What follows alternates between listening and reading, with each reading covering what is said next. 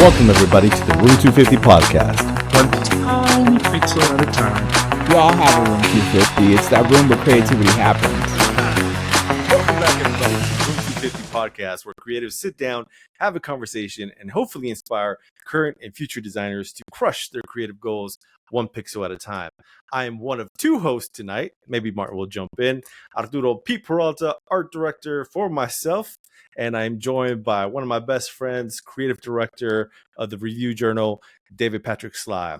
And tonight, our special guest is senior graphic designer extraordinaire, Ali House. What's up, man? Welcome to the podcast. Thanks, How's it man. going? Thanks. Happy to be here, dude. Happy to be here. Well, don't forget to like and subscribe. We're on Instagram, we're on TikTok, we're on YouTube Shorts.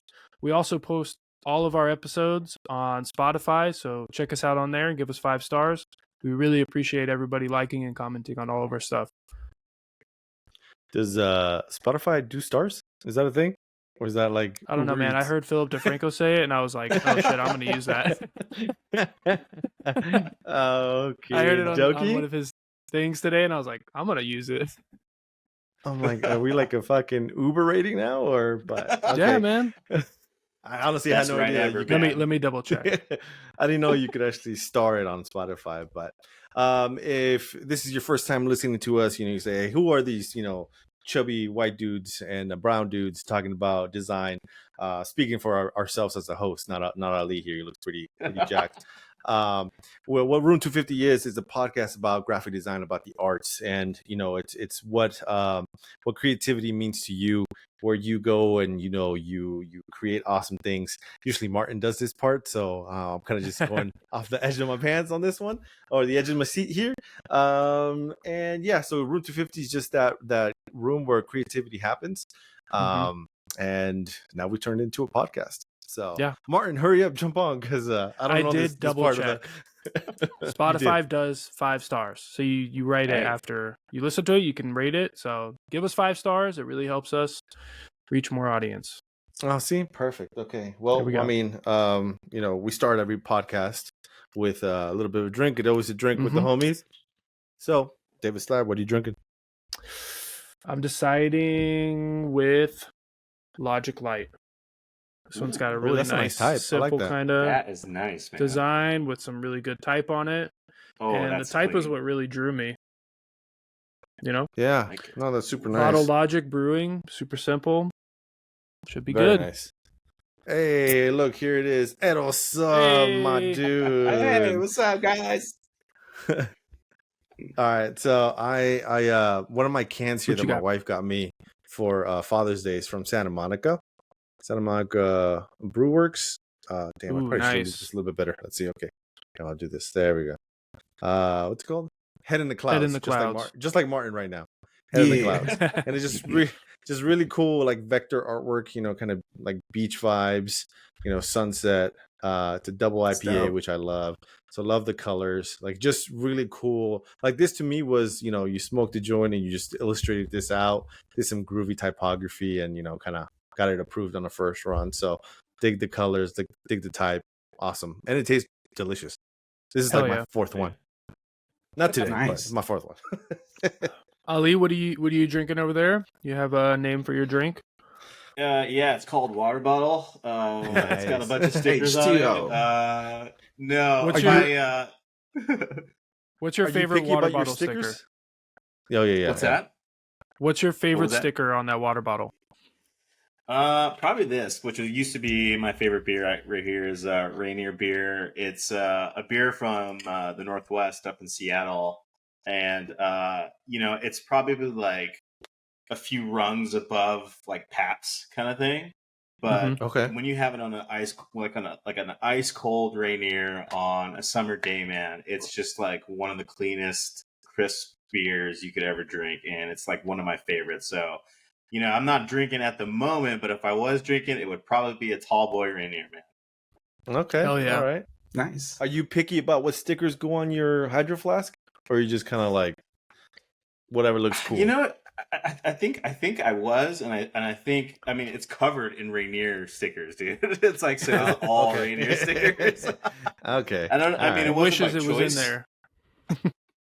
Yeah, man, it's still in the back of my mind. I mean, there's even one like on the very top right here. You Very see that nice. shit? Okay. Nice. Nice. So That's yeah, dope. no, it's just I had like one sticker on here, and then I was like, you know what? I got this whole pack of Rainier stickers. I'm just gonna put it on. Nice. Nice. Yeah, I just like if they're cool stickers, I'll just go ahead and slap them on there.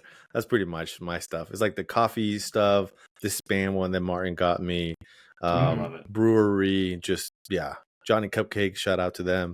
So anytime I just see Really a cool cool. sticker, I'm like, I'm gonna buy that, slap it somewhere. Do it. So Do it. Martin, what's What's up, up? bro? What are you drinking? What up, dog? How you feeling? Pretty good, bro. Pretty good. I'm all right. I was craving Corona Sunbrew, bro. The same one. And it's so good. It's so tasty. So I was gonna make Nice. a Michi, but I didn't have time, so I'll just. So I There you messed go. up your intro. You want to do what Room 250 is? Just Tell so us we what clear Room up. 250 Yeah, is. tell us about Room 250. Ah, damn, bro. Give us Come the on now. breakdown. No.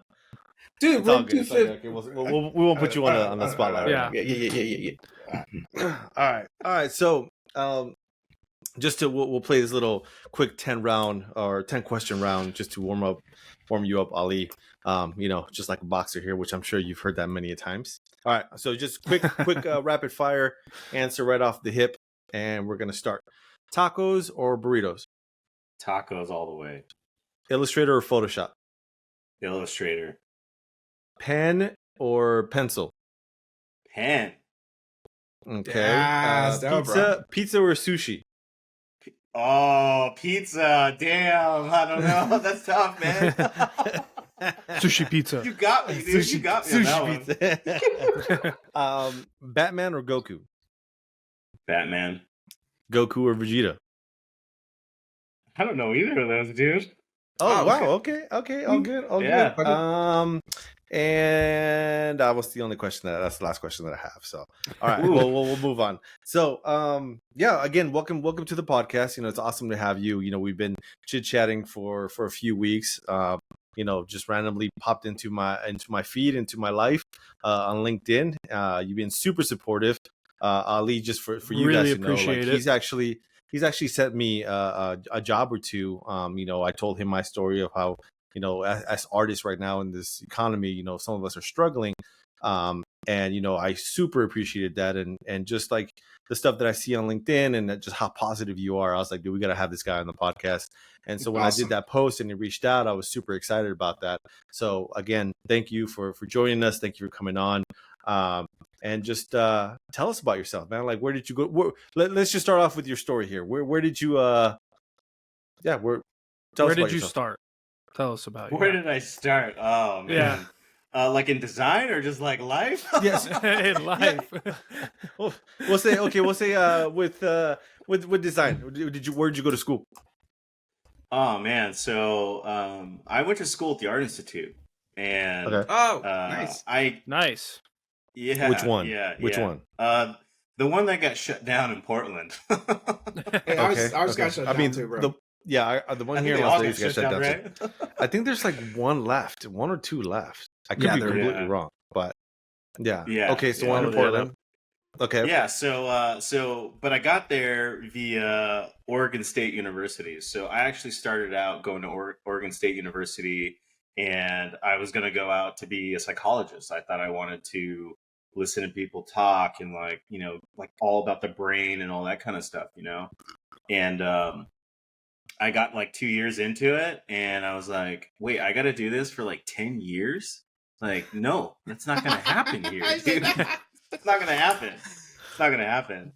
So I like it was like my, like year and a half in, and I just stopped going to finals. I stopped going to school, just completely. Oh, wow. Just dropped out, dude. And Damn. it was yeah, I know. I didn't tell my parents about that at first, and they were not too happy.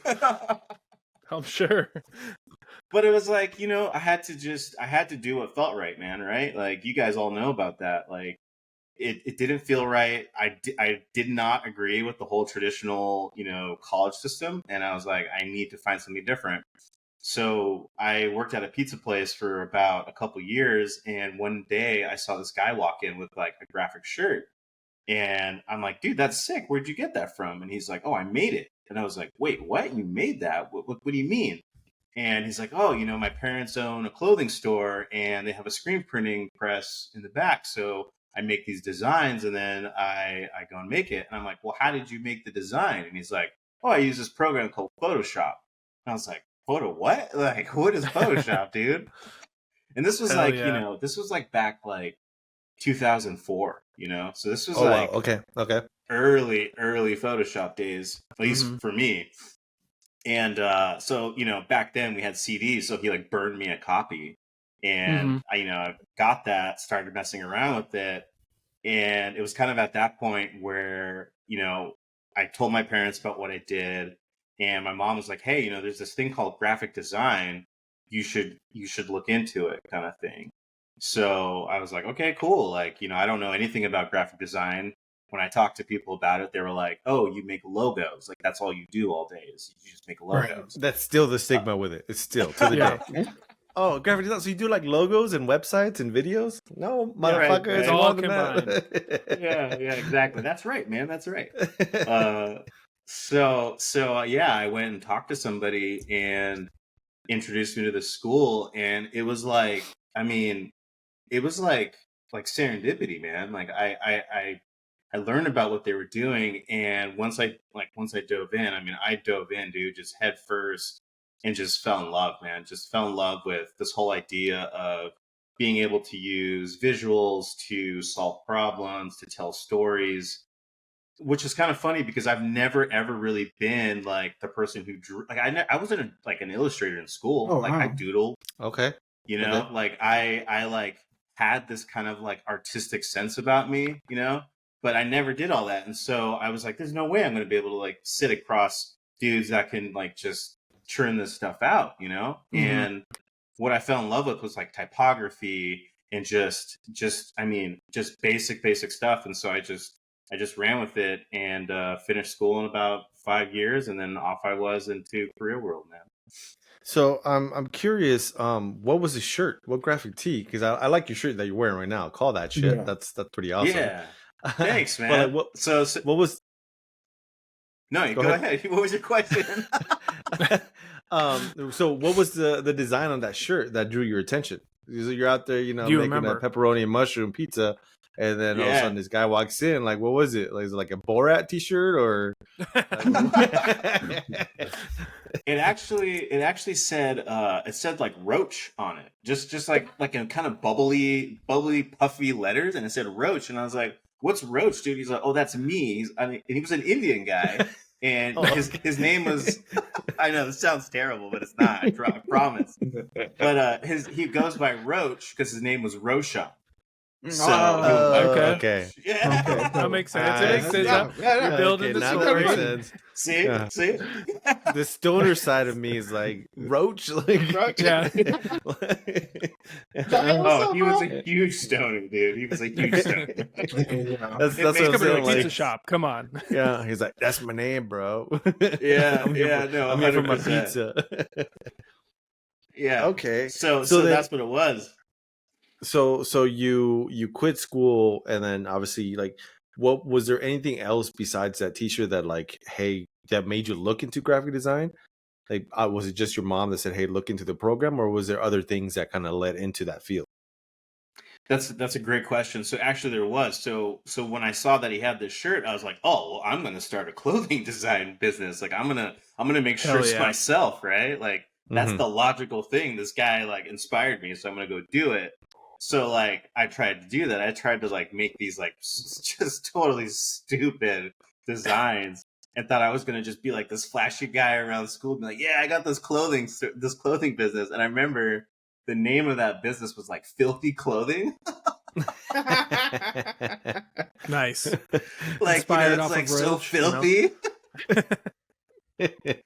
And I just thought like, oh man, this is the freshest name. Like I was like throwing paint on clothes. I was doing all kinds of just crazy stuff. Just because I was like, okay, this is what it is. This is how you make cool stuff. And I mean, I never sold one shirt, man. I never really did anything with it, but it was that spark, that I guess process, that journey of trying to start that Mm-hmm. really like got me inspired about, oh, like there's more to this stuff. Awesome. That's I mean, dope. I can relate to that feeling of like walking into the art institute and you're like kind of blown away, and that like there's like artistic side of you that comes out where you're like, holy shit, like this feels right. You know, Mhm. excuse me. I never went to a traditional college. But when I walked into the art institute for the first time and seeing illustrations on the wall and painting and big canvases and sculptures, I was just like, holy shit, like this is rad. Like I want to be here. I actually want to pay attention. Yeah. I want to be part of this. I didn't know that you could do this for a living. You know, I was over here. I was in the army, and then when I got out, I'm like, okay, what am I going to do? Am I going to go be a cop or a firefighter or construction, or like, I got to do something, not knowing that design was an actual career path. So I could definitely relate to that. Well, how much was your tuition? Too much, man. Too much, I mean, dude. I got locked in at 95,000. So trust me, we know how much that shit Yeah. is for me. Yeah. I think Sly got in what, like 120. something, 120. Oof. 120. Yeah. Yeah, I Yeah, think I and think I Martin got 120. in right at like 85. I think I was right at 85. Okay. Do Nice. you now, like looking back at it, obviously there's AI had its own problems, and we've discussed this. Some people call it a scam, some people call it, it was just not fucking worth it whatsoever, way too expensive. Like, do you feel that it was worth it? The money that you paid for it was worth it at the end? I do, because when they describe to you all the things that you could possibly do, right? Like all the connections that they have and the resources that they have, like, man, I exploited the shit out of that. You know what I mean? Like Mhm. they're like, oh, you can take you need to do 2 internships. Like I'm gonna do like 4 fucking internships. You know what I mean?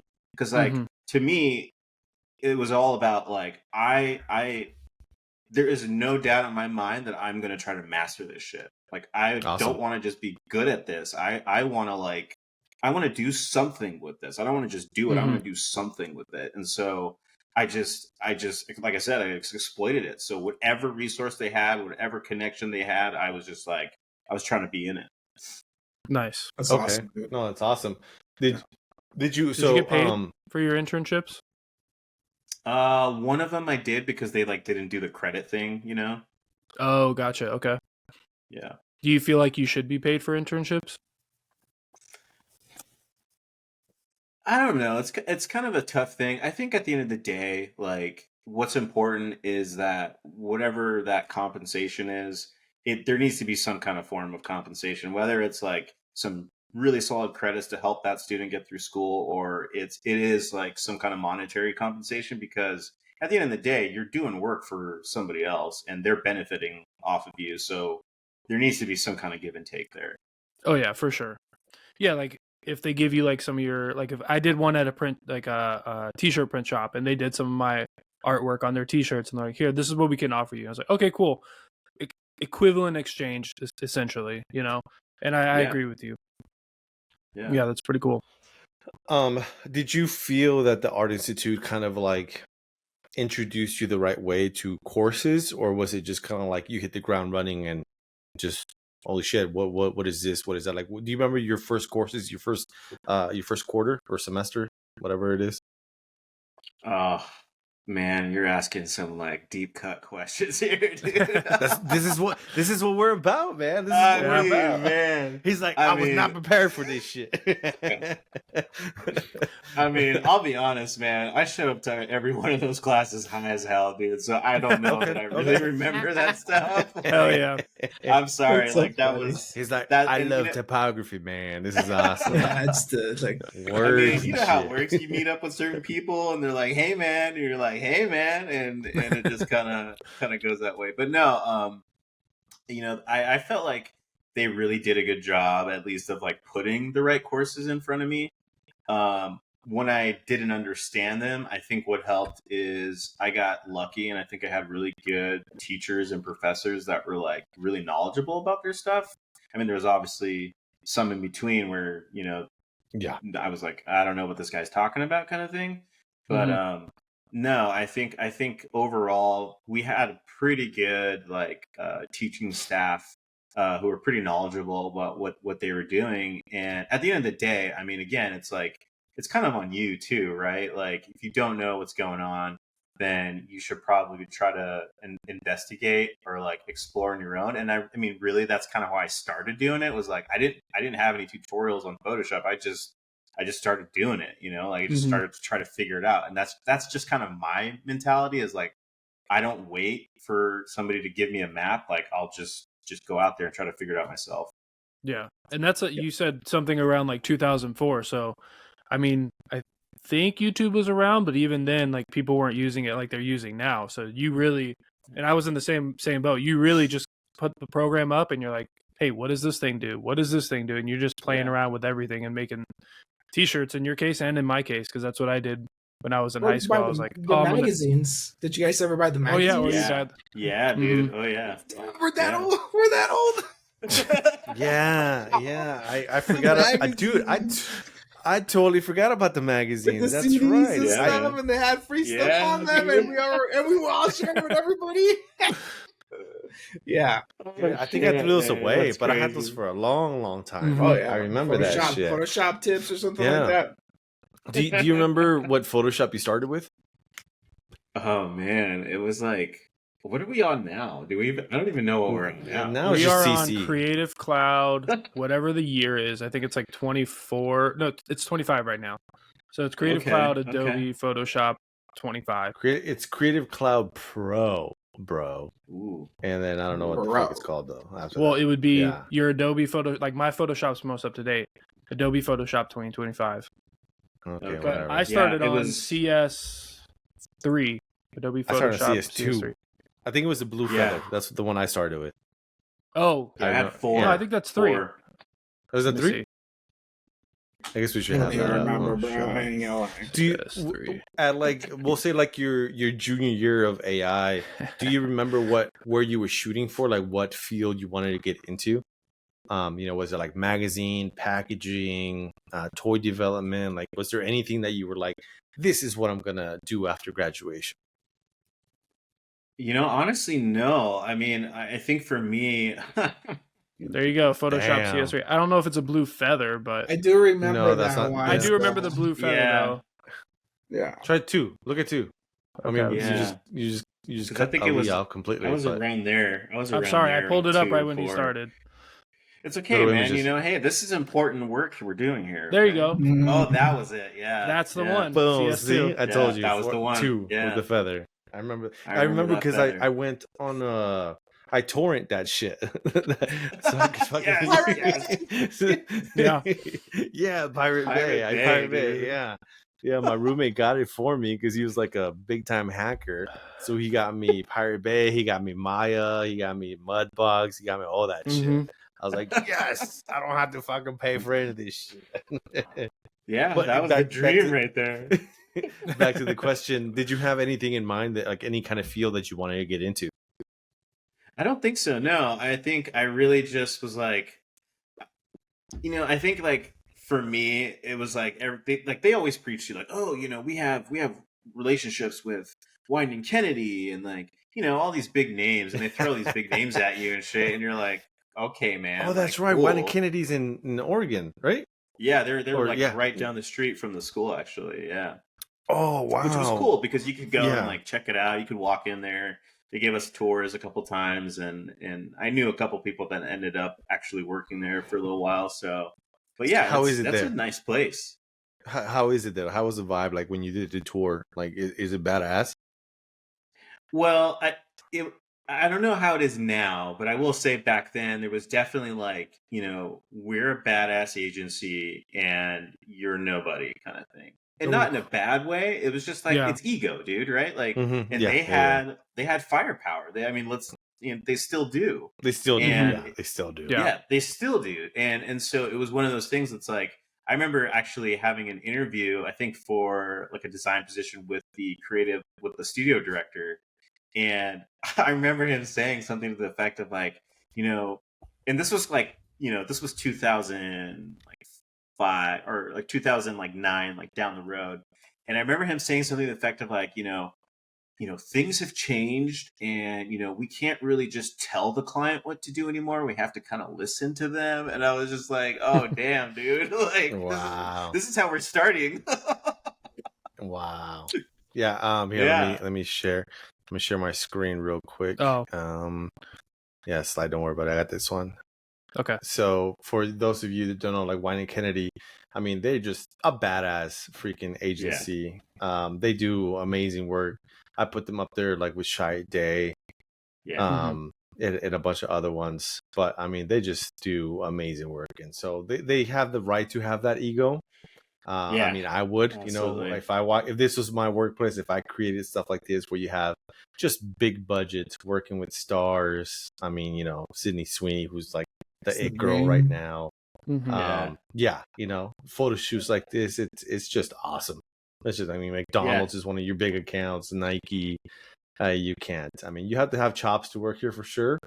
But they definitely, yeah, that's awesome. They have the MLB chops. bastards. Yeah. Yeah, they're cool, man, and I respect that shop too. I mean, it just the ideas that come out of there and how they're able to pull it all together. I mean, you see it in the work, and it's just it's definitely one of a kind, and I think that's rare in our industry to have that kind of singular voice, or that touch where it's like music. You hear a song and you're like, oh, dude, that's that artist. It's like that's what Wine and Kennedy is. Yeah, no, for sure. Sure. So you finished school. Did you have a job already before graduation, or what was your first job? Oh man, no. I actually, so right when I graduated was when like that huge recession hit in 2009, I think it was. So Yeah. it was like I was like, oh, like, all right, babe, let's do this. We're gonna get in this, and then it was like there are no jobs for you. So it was just one of those. Yeah, it was rough. So I think I actually went back and worked at a pizza place again. Oh like man. another couple of years. And what ended up happening was about like a year and a half later, which, this whole time I'm applying, I'm still trying to, maybe pick up a little freelance work here and there. A woman reached out to me that I went to school with, and she was like, hey, I have this position open for a graphic designer. It's like a marketing position. Would you be interested? And I was like, sure, like I want to work in this. I didn't do this for nothing. And so she interviewed me. She was the person interviewing me, and then I ended up interviewing with like the owners. Turns out it was this. It was a print shop, like big house print shop. Warehouse with all the presses and everything like that. But then they had like a marketing arm of the company that did like design work. And so that was my first gig, was graphic designer for this printer marketer, like kind of this nebulous company. And the crazy part about that was I got hired, and then 2 weeks into that job, I don't know if like maybe I'm just like an overachiever and I just like to do really well, but they're like they let go of the girl that hired me, and then I ended up doing the graphic design and then her job as well. So I was like the whole department for this company. You're that good. It was that's like, awesome, dude. Dude, I mean, yeah, that's awesome. But like, dude, like I cut my teeth on this fucking job. Like it was rough, dude. It was so rough. Like what made it rough? Man. Like walk us through some of that stuff. Like what was so stressful and rough about the job? Yeah, no, for sure. I think on the one hand, it was like the environment. Like it wasn't like a great environment, man. It was like pretty. I don't know. I don't want to say toxic, but I mean, it was a toxic environment. Like they preached all these things about teamwork and this and that, but like it was not those things. Everything last minute. Yeah, everything last minute. Everything that the owner wanted. In fact, I remember the one time the owner said to me something to the effect of like, we were working on a marketing piece together, and he's like trying to like write out some of the copy, and I'm like rereading it, and like I consider myself a fairly strong writer, and I know what sounds good. I'm like, dude, like you can't say this. Like this doesn't sound right, man. And he's like, it's marketing. You can say whatever you want. And I was like, what? What is It's my company. I was like, He's like, I'll pay for it. Whatever you want. This is how I talks. Yeah, I was like, okay, like here we are. We're here now. So Wow. so yeah, so it was a lot of that, and then like the pressure was pretty high. You know, I had to do all the client managing. I had to do all the project management. I mean, like, and there was multiple clients. It wasn't just like a few clients. Like, and some of these were like, I mean, I remember one client was a senior retirement living property manager, and they had like, I don't know, they had like 300 locations across the country. Like, it was not just some small thing. And so, you know, it was just a lot, I think, to have to manage the design aspect of it, like the client relationship. And then on top of that, I needed to do the selling. So I needed to sell this, you know, this marketing company. Oh, so you're a salesperson too. To new clients, yeah, to get new accounts. Like, that was part of it too. So it was just like, and I was like, I was fresh out of school, man, like a year and a half. Like, how was the compensation? Yeah, that's what I was going to ask. Wait. Do you think you were fairly compensated while you were working there, doing all those jobs that you shouldn't have been doing? Come on, we all know the answer to that one, dude. Oh man, fairly compensated. Wouldn't say it. I mean, if you look at the word "fair," I don't think it's close. Then yeah. So what were you making at that time?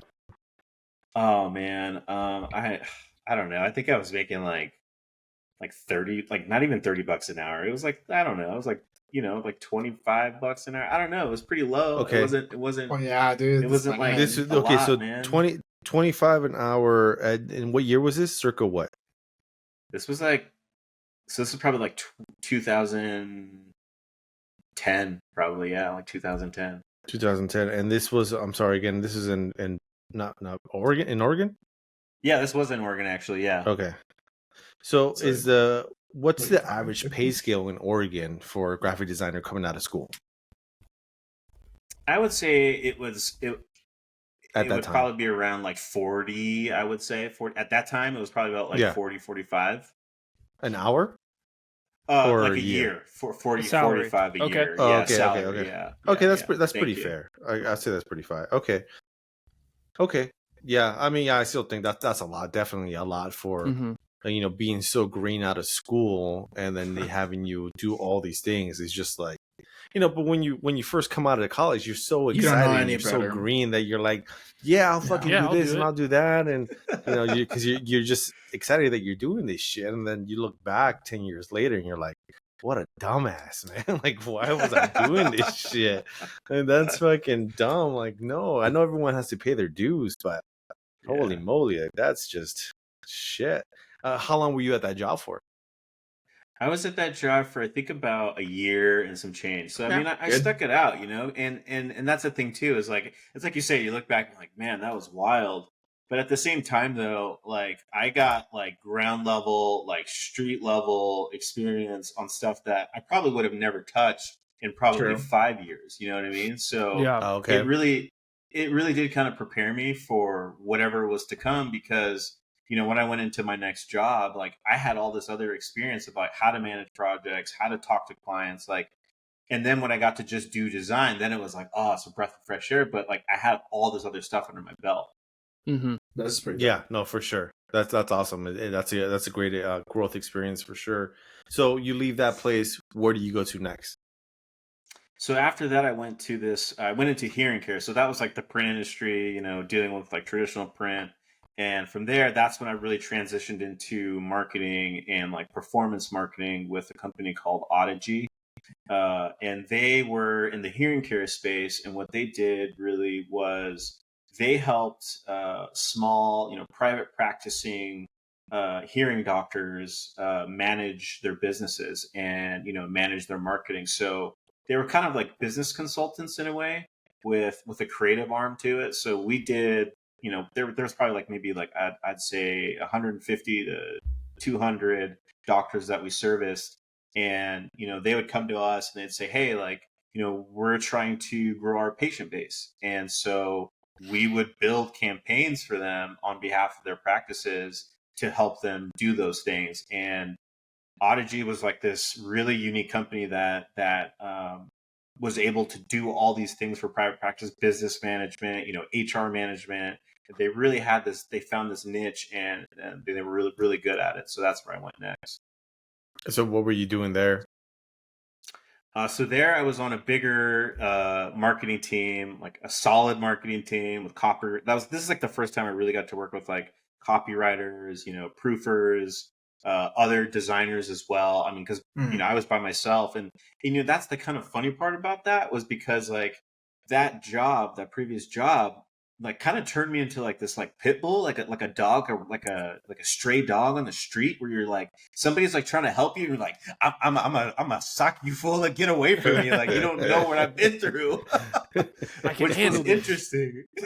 Yeah, I was like, help? What you talking about, help, man? Like don't be coming at me with that, But but that needed to happen because like then I realized, oh, like there's a team of people that I can lean on. Like this is not just me anymore. Like I can relax, I can let my guard down a little bit, and let's collaborate. So that was an interesting transition into a place like that.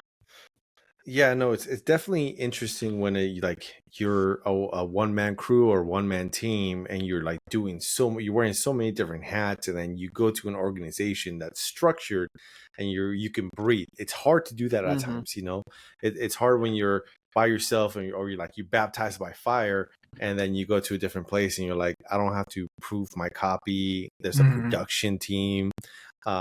That to me was always like a glorified thing, when there's a production that I could just hand my artwork to, and then they just do everything else. I'm like, wait a minute, I don't have to do 25 different production stuff. Like I could just say here, like that's weird, like and it's also building that trust. Like it's hard.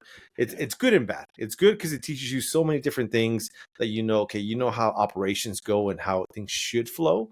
But then it's just like, also it could be bad because it's like, no, this is mine, and like back the fuck up, and you don't want to get help from anybody, but you should. Like it's I think everyone should kind of experience that to an extent of knowing what it is to be a one-man crew, and then what it is to be working as a full functioning machine. But no, I definitely understand that part.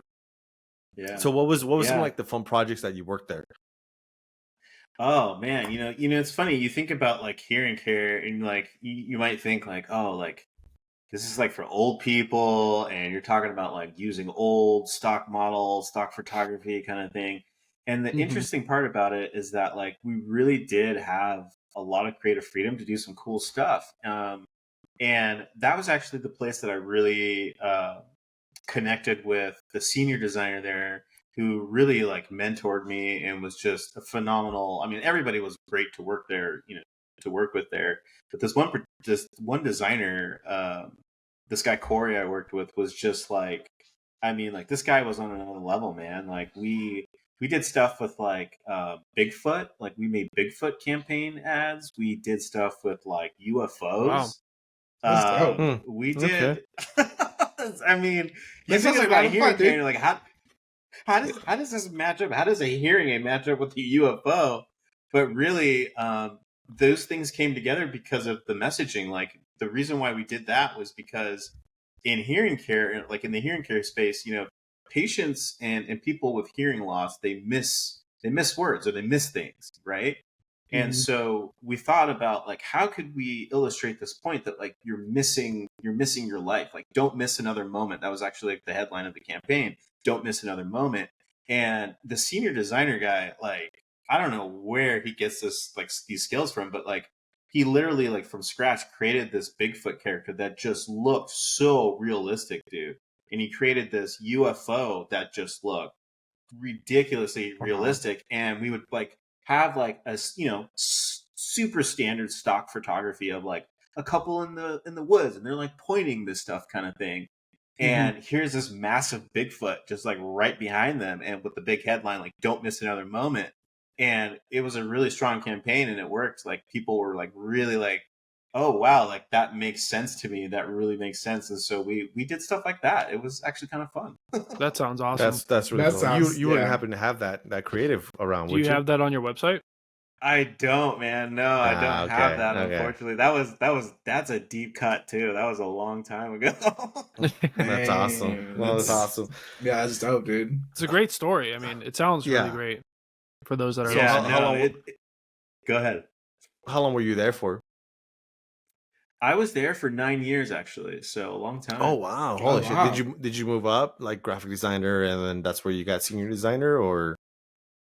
Yeah, so yeah, I definitely did that. I actually had a chance to be a manager for like a year there, and with no managerial experience, and that was cool because I got to see all sides of the board. So to your question, like I worked on the like doctor side where I was working for the doctors, all the way through like the end of the 9 years where I was working like focusing solely on just the brand of our business and managing the visual aspects of that. Wow, that's awesome, dude. Yeah. Yeah. So, I mean, I grew there a lot, and I think a lot of that was due to the types of people that I got to work with, the types of projects that I was involved in. And I think we had really, really solid leadership there too. But they too were like, hey, we value the things you guys are doing. And we have a really strong North Star, and we're going to take this thing to the next level. And they supported all those kinds of things. So. Man, that's super Dope. cool. It's always cool, like when someone's at a company for a long time. Obviously, it's like you like everything there. Especially when it's a good work environment and they treat you well. And I hope they give you raises throughout the years for that, because that's also a big thing. A thank you only goes so far. A thank you doesn't put Pizza food on party. the table. So yeah, Pizza party. a pizza party. So like that's awesome that you stayed there for so long. So then after that place, where did you go? Okay, so yeah, so this is where it got a little sticky. So I stayed in hearing care, but I was kind of looking for something a little bit different. I was looking to grow after 9 years of being there. And so I went into device manufacturing on the hearing side of things. So I went to this company that made a very unique device, and that was a pretty cool experience actually, because that really had to do with like FDA regulations and like things that I never really had done before. And the other part of it was they were really trying to. It was more of a startup, so I guess I should say that it was more of a startup type of environment, which I had never really been in before. And so we were building things from the ground up. There was some branding, there was some marketing and things like that, but this was really like, we're trying to bring this product to market. We're trying to get this successful so that we can bring this price point down and really make this thing big. And it was cool. It was like this device that you didn't need any surgery, but they put this like device in your ear, and it actually mimicked the biological mechanisms of like your hearing drum, like your eardrum. So it was a totally unique thing. Like Wow. hearing aids typically are just like speakers, right? Like you just put it in your ear and it amplifies things. Well, this device actually like vibrated your eardrum, which mimics natural hearing. So it was really cool. Do you remember the name That's of that awesome, company? dude. Yeah, Earlens was the name of the company. Earlens. Earlens. Yeah. Let's see if I can. Because that's what the device was. It was like a lens. It was like it's shaped like a contact lens idea. Is kind of what it was. That's cool. Huh. Yeah. Interesting. Do you have that? Do you have any of that like on your portfolio or your website? No, I don't. This sounds terrible, you guys. Like I don't have any of this stuff. Do you have it? Nah, bro, we get it, bro. You're busy. You're like keep busy all looking the for this time, stuff. and yeah, you're busy Like all this the time, guy's bro. just We telling get us it. stories right now. It's all good. I mean, that's the thing. It's like when you do design for a living, and then you try to update shit, and then you just kind of forget. I mean, again, that's why I always have that "I love me" folder. Yeah, just I love on me your folder, desktop, just dragging that artwork onto that folder, and then every month it's copying it over. So at least you have it one way or another. You could always go back when you clean up your files, and you're like, oh shit, I forgot about this project. I forgot I worked on this and all that stuff. So, I mean, with me, with agency background, there's so many projects that I forgot that I had worked on. I'm like, oh shit, like that's right, I forgot I worked on X, Y, and Z. So so how long were you at that place then? So I was actually there for about a year and a half, I think, or like almost 2 years. Where unfortunately my position got eliminated there because it just wasn't really working out. So what like because of finance your position got eliminated? Like Yeah. so talk to us about that process. Like how does that feel when your position gets eliminated, when you know you didn't do anything wrong? Like what goes through your mind as a designer? What happens? Because that's happened to us. So, Yeah. Oh, talk yeah. to us about that. It hits me in the heart, man. No, no. Too soon. No, that's a good question, and it's really just so hard to really understand. I guess let me say it this way: like from a business standpoint, which I kind of look at a lot of things. Like it was business, it just didn't work out, and it was kind of like I hope you guys do. I wish you the best, and hope you do. At the same time, it's an ego check, man. Like it's definitely like whoa, like I know I was doing a good job. I know that I was killing it for you guys. Like you couldn't just like spare me like just Cut me? somebody else's pay. Yeah. CEO couldn't take a pay cut. Yeah. Just one time, guys. Just one time. Like no. It was rough, man. Like I had never actually been laid off before, and prior to that, I had survived like a few rounds of that kind of stuff. So when that happened, it was more just like I really like struggled with like who am I now? Like I thought I was this designer guy. I thought that like every morning I was gonna wake up and solve design problems, and then when that got taken away, like I kind of like freaked out a little bit. I was kind of like I don't know who I am anymore, man. Like if I can't do this, this is not right. This is not right. And then the questions that come with it, like, hey, what happened to your job? And then you have to explain, like, oh, they cut my position. But did they cut your position? Like, what happened? It's always kind of like it hurts the ego, like you said, but also everyone that's always questioning it. And you have to retell it, and it's like, no, I swear I didn't do anything wrong. They cut the position. That's it. Yeah, exactly. Mm-hmm. So when your position gets eliminated, how long of a time frame before you started your new job? So that was let's see, I think that was about 8 months, I think, something like that. Okay. Yeah. So in that 8-month time frame, did you take time off? Did you continue to work on your skill set? Like that's a rough time for sure. Again, being eliminated when you didn't do nothing wrong, when you had a passion for the job. Like talk to us about that process. Yeah, so that was a trip, man. I think, and the crazy part is like I think if that hadn't happened, I don't know that I would be where I am today, which is kind of nuts to think about because during that 8 months time, I applied, I continued to apply to things, but that was a huge time, I think, of discovery for me. Like it really forced me to be like, okay, if I'm not this designer, then I get to figure out who I want to be now. And I get to figure out what I want to do and what I like, what really makes me happy and makes me passionate. And so like, I started like getting really healthy. I started to, do more things artistically that like I hadn't done before.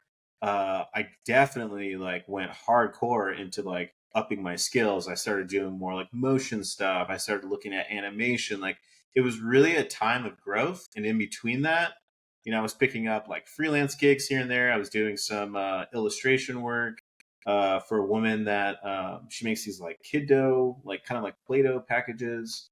I actually did some work for a digital agency, like a social agency, which I've never like worked for before. So it was kind of a time to really just be like, let's find out what I'm at, like where I'm at, where I'm good at, what I really want to do. And yeah, it just was like exploration, like, and with no regrets, no like remorse, no like, oh man, I wish, I should probably be doing this. Like, I really use that time as just like, let's just ride this wave, man. This is fine. Let's just ride this wave. Everything's gonna work out the way it's supposed to work out. Like, I'm gonna enjoy this while I can. No, dude, Putting that that's energy out awesome. there. Yeah, no, for sure. I mean, because I've never experienced that. Like when I got let go, it was just kind of like, fuck it. Then I'm just going to design what I want to design because I'm obsessed with what we do. I truly love what we do. To me, again, it's just so much fun. And I was roommates with Martin for about 2 years, and he noticed it. Like I come home and I eat and we bullshit, and then I go and sit on my computer and I'm like learning some shit in motion graphics, learning video editing. Weekends, shit. At night, Yeah, I saw this cool shit on Illustrator. Yeah, I stay up I'd go late. take a shit in the middle of the night, and I'm like, oh, this guy's still working over there. Seriously. Yeah, it's just, to me, it was just fun. Like I just dove into it because after I left the army and I started my, went to school and I started my career, I was just like, I felt like I started life like late, and I was just obsessed with it. I'm like, it's fun. I get to do this for a living. Like I don't have to do this. I get to do this. And it was just, I wanted to learn everything. I wanted to see like, how can I create this without doing, Maya or Mudbox? Can I create this in Flash instead of After Effects? Okay, I can't. I have to learn After Effects. So just all these little things, and everything just intrigued me. Like, okay, what's key art? How do they do these posters? How do they do this? Color pencils and markers, traditional artwork pieces as well too. So I love what I do. So discovering yourself, like that's a big part. When you get unemployed, like for sure, like I totally understand that aspect. So super fucking happy that you did that stuff, man. That's great. Cool. So then you go through this for 8 months, and then what happens? And then that's when I ended up where I'm at today. So now I'm at this place, Bassman Blaine, and it's our industry is interior design. So we have an interior design team, and then we also have a wholesale furniture sales side of that, and all of that is kind of in the luxury space. So. Bassman Blaine. Let me share here and pull up the website here. Which, by the way, this fucking beer, like, I am pretty buzzed right now. Like, that's why I'm taking water. Would you say your head is in the clouds? Dude, no joke. Like, I'm like, I'm pretty fucking fucked up right now. Okay, let's see. Let me pull up that website right here. Here it is. All right, so Bassman Blaine, for those of you that are not looking at this on YouTube and just listening on Spotify, very clean website. I like the colors. Did you have any input on this website? No, this was done before me, and this is like something that we're working on actually in terms of like getting updated. What I would look at, if you really want to see some of the stuff I did, is go to a website called BassmanBlaineHome.com. Bassman. So just add home on the end of that. I'll have Sly pull that one up. He's my seeker for the episode. Oh, I love it. That's a killer title, The Seeker. He's the little Harry Potter shout out for that one. Yeah. There you go. Yeah. Yeah, so this site actually, I helped them. This was like one of the first projects that I ended up getting. Actually, was helping this luxury interior design brand really come into who they really are. Because before this, their site wasn't really screaming luxury, wasn't really screaming premium, and I really helped them kind of redefine like their voice. Like I helped with the copy on this. I helped. The whole thing, in conjunction with our marketing director, and just really, God, I hate this word, but really elevated this this business. So, yeah, I think just looking based off of the website typography and the way it's just laid out compared to the other one. Yeah, you can see that it's been, like you said, elevated and it's more luxurious. No, for sure, luxury.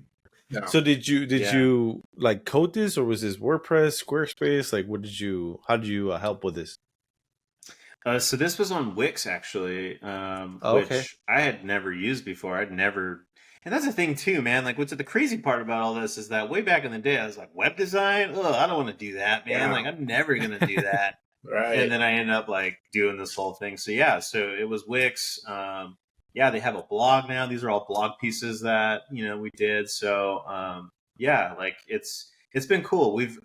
I've been there just over 2 years now, and we as a marketing team have just really helped both ends of that company just start to really take off. So it's been a fun ride. Sorry, I hit stop sharing before I showed you these blog posts. These are pretty cool. Jeez, like you have, man. Jeez. yeah, my bad. As you're talking about it, I like exit out of it. I'm sorry. I guess It I'm gonna looks start good, drinking now, man. You got a Rainier right next to you? Did you did you create these icons here? Yeah. Sort of. Yay! You directed. Sort of. These Yeah. are I directed them. AI was helping me a little bit there. I gotta use your tools, bro. Yeah. I mean, They look hey, cohesive, which is great. adapt or die, basically. Yeah, That's the way the world is right now. The cool part about these blogs was that I had kind of like creative reign to really like set the tone for these. So in conjunction with the design director for the interior design team, I would put these together, and then she would just give her input and say yay or nay, or tweak this, tweak that. But this has been kind of cool to see come together because they never had a blog, and now they have some thought leadership to help them get their name out there. That's cool, dope, man. dude. You have a lot of creative freedom, which is really, really cool. I do, and I think that's one of the really one of the best parts about this job, and I think a lot of that I have to owe kudos to my director of marketing, because he really does trust us, and that's something that I've only really had a couple times in my career. Is when you have that leader that says, "Hey, run with it," do what you think is right, kind of thing. It makes the biggest difference in your work, because when you feel trusted, then you feel like you can take risks. You feel like you can explore things without getting reprimanded, or like you make a mistake, which has happened. And at the end of the day, it's like, hey. Yeah, right. Like you're gonna make mistakes. Like for instance, we do work for. Have you ever heard of Satva mattresses? Satva. Mm-mm. They're like a luxury mattress brand, and we How do expensive? a lot of work for them. I mean their beds are up there like in the 4 or 5 grand range. I think maybe for like a king. Yeah, I think so. Yeah, Okay. that's them. Yeah. I don't know my client very well, do I? I know they're on sale. Copy paste, bro. Right Copy paste. Hey, You don't okay, have look, to this one goes up to say that. 4,000. $5 grand. Yeah, 5,000. No. Look, So 5,000 I right take there. it, I take it you're you right. don't have one of these beds. You are absolutely correct, sir. I'm like, what's my No, discount but, on this? Hey, the perks are good, so I can't complain. But like talk about mistakes. So we're doing this campaign for them, and it's an event, and we're sending out email invites, and I'm designing this email, and it's like I think I came up with the name like Beds and Breakfast, because it was at their showroom in LA, and being the creative person that I am, like let's push this a little bit. So I thought I made this thing, this e-blast design, and I started using like, what do you call it? Like paint, painterly effects. So it looked like it was this masterpiece kind of thing. And what ended up happening is I ended up putting these like paint splotches on things, and they were like grayish clear, like they weren't like dirty. It wasn't like like graffiti paint splashes. It was just kind of like a little bit artsy, like texture. I think I see where this is going. Yeah. Okay. And so I was like, okay, this looks great, and I'm like feeling good. I'm like, this looks dope, man. Like this is original, and it gets sent out, and the next morning I come in, and my boss is like, he's like, oh man, we got a call or an email from like the head guy, and he's like, what did you guys send out there? And I'm like, wait, what do you mean? And he's like, he said the beds, they're stained, the mattresses are stained. And I was like, oh no, dude. He's like, what's with all these He was like, You know- didn't we send you clean pictures? I don't understand why these mattresses are stained. And I was like, oh shit, like I fucked that up. Oh man, So that's, yeah, You know, maybe in the process of you sending the images over, they got corrupted or something. the old corrupted file excuse. yeah. I don't know what Man, happened. like, You know, That does suck when you're like, you feeling yourself and you're like, oh shit, this looks awesome, and then you realize later, like, ah shit, man, this is not good, Like I do that with Yeah. like I test everything out, like I'll print it, even if it's digital, I'll print it, and just to look at it, and I'm like, yep, this looks like a penis. I can't have this. Yeah. So, or you just, it's just having that, or showing it to someone, that's where you get that second pair of fresh eyes. Cause sometimes as artists, we get so just wrapped in our own design and we're like, this looks awesome. This is the shit. tunnel vision for sure. Especially when you've been Yeah. doing it for a long time. And then someone else looks at it and immediately calls something out. And you're like, didn't even see that one. Like, damn. Yeah. I It forgot happens about to that. all My of bad. us. Yeah. Mhm. No, It's definitely. Yeah.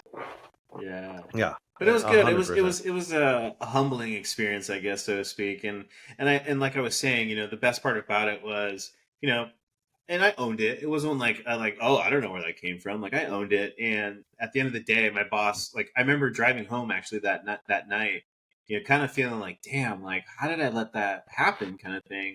And my boss called me and was like, hey man, I just wanted to tell you, like, thank you so much for taking a chance. And just that's all that's all I wanted to tell you. Bro, Like, thank that's you fucking dope. for yeah, That's- no, dude, it wow. was I did not expect that, dude. Like he was like, thank you for taking a chance. Like I know it didn't work out, but dude, like just He's thank like, you. I get it, And, bro. like, I get it. You're dude. exploring, you're having fun, and yeah, that's awesome. I was just Dude, like, that's- oh, thank you, man. Thank you so much. That's awesome. You talk about them empowering you and trusting you, and that gives you that. Number one, they see that you have great work, so that's where that empowerment comes in. A great leader does recognize great talent, and when you see that, you're like, okay, let's make this person grow. Because when you give an artist creative freedom, things can just turn out amazing. Sometimes you fuck up, because that just happens. And sometimes you get wrapped around your own shit. But when you have a great leader that does that and empowers you, it makes you happy. It makes you happy. You want to stay there. You want to continue to do good work. You want to continue to, like give that empowerment back to that leader, of saying like, hey, thank you. I appreciate it. I'm going to fucking, show up on time, do everything right, the right way.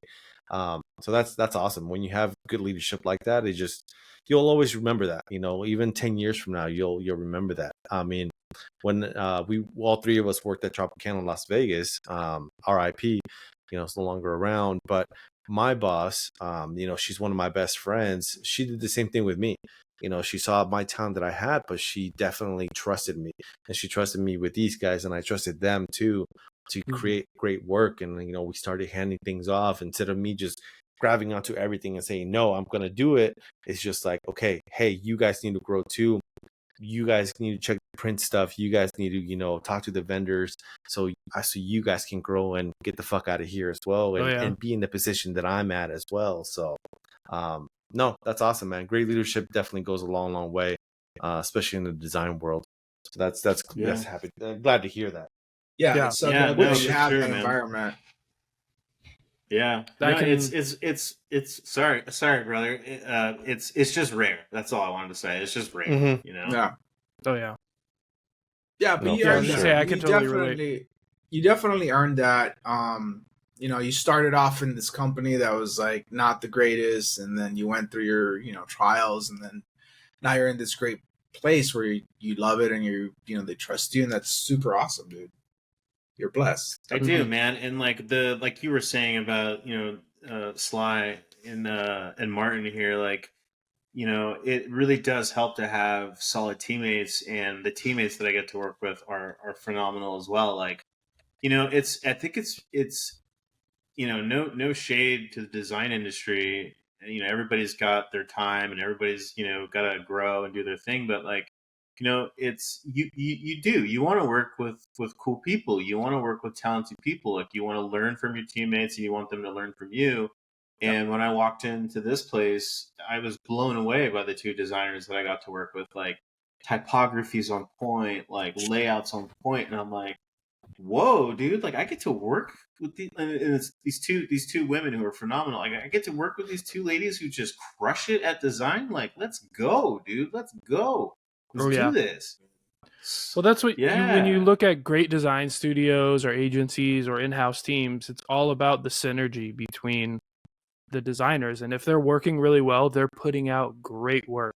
But if things are like, not meshing well, like when me and Pete went over to the the casino that got bought out by Trop, it just was not working, and you could tell by looking at the design that was being put out there. It was just somebody wanted to make all the decisions, and their decisions were the last say. Nobody else could say anything. Yeah, man. It was horrible. The worst. When you have somebody on top that is all ego and they want to make sure everything goes the way they want, it's just soulless work. Yeah, so when you give everybody a say, there might not be the right decision in everything, but everybody feels like they're a part of the team, and then the things come out, much better, in my opinion. No, I always think that like teamwork mentality is better than like, you being by yourself, because if you have a good team, you bounce ideas off each other, and hey, look what I'm working on, and they come over, oh, what did you try this, try that? Like, oh, then you explore, and then you come up with something even better. And that's like the good of working in a good team like that. So brings me back to the core. We still do it within us three. I mean, in our text message, we don't work together besides for the podcast, but whenever one of us is working on a freelance project, we always send each other a JPEG or something, like, hey, what do you think about this real quick, or help me pick out a few logos. I just did a brand logo for a client, and I asked these guys for feedback. I'm like, hey, just without knowing anything, like pick 3 logos that stand out to you, and I ran with 2 of them that they picked, because those were the ones I was leaning towards. So like that helps me out a lot too. Again, you get tunnel vision, but it's also, it helps having, a solid team, a reliable team, a friend that can give you that input of like, hey, this looks great. Problem with this one, or hey, this looks like shit. Fix it. And you're like, yep. Thank you for calling me out on my stuff. So, but it's been over an hour now, and I'm feeling okay because I've been drinking some water. So now my second beer here is Founders Mortal Bloom Hazy IPA. Again, I didn't pick this one. Very nice. I don't think I would have picked this one if I saw it at the store. To be honest, like, that's not really my jam, but I'll take it. Why not? Okay. And my second beer is Beer Zombie. Ooh, Dude, that's Beach nice. Zombie. So this is pretty cool. this one's out of Brooklyn, New York. Okay. Cool. Okay. It's fruited sour. Yeah. Okay. Here you go. This is better. KCBC. Okay. Yeah. Is that a snake or what's around it? It is a pool floaty of a giraffe. Let me see if I can. Oh, I see. Yeah, there you go. Okay. Stout. So he's like at the beach. Beach Zombie. Dude, you guys find some badass labels. Where do you guys get these beers at, man? Shout out to Beer Zombies. That's where I go. Beer Zombies. Yeah, Beer Zombies is a local place here in town. No way. Yeah. I only got one. They started off really small. And then they just kind of grew, and now they're like one of the fastest growing breweries in Las Vegas. Yeah, so, dude. They have a place out in Utah as well, in St. George. Yeah. So they're expanding. They're crushing it with those labels. Those are sick labels. Yeah. Yeah, this one is from I think they just aggregate a bunch of beers from around the country. So this one's from Kings County Brewers, Brooklyn, New York. Nice. Hmm. Nice. Excellent. Very good. Very fruity. So all these years you've had, all of your design experience and everything, like what would you say are your top 3 strongest design skills? Oh man. Oh. What would you put on your Ooh. portfolio or on your Yeah. resume? So I remember so you did, I think you asked me this question like when we were talking. But I guess to sum that up, there was a project I did for Los Angeles County. Do we do like screen shares here? Can you share? Yeah. Share Yeah, I so have you your Yeah. website Yeah. up right now. Oh, Oh, so you have- so it's not in the website actually because I'm just Okay. Yeah. terrible Where should I at go? updating that damn thing. Okay. Actually, here, let me put it in the chat. How about that? Okay. I'll Yeah, send you the definitely. Well, link. I'm saying you have that at the bottom. You have the share. I don't know if As you well, want permission yeah. to. If you Up to want to you, share, bro. you If- can if- totally yeah. share.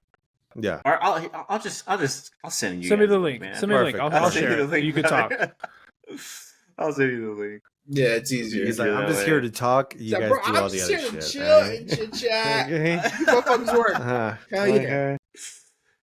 I don't want to like break anything, so right.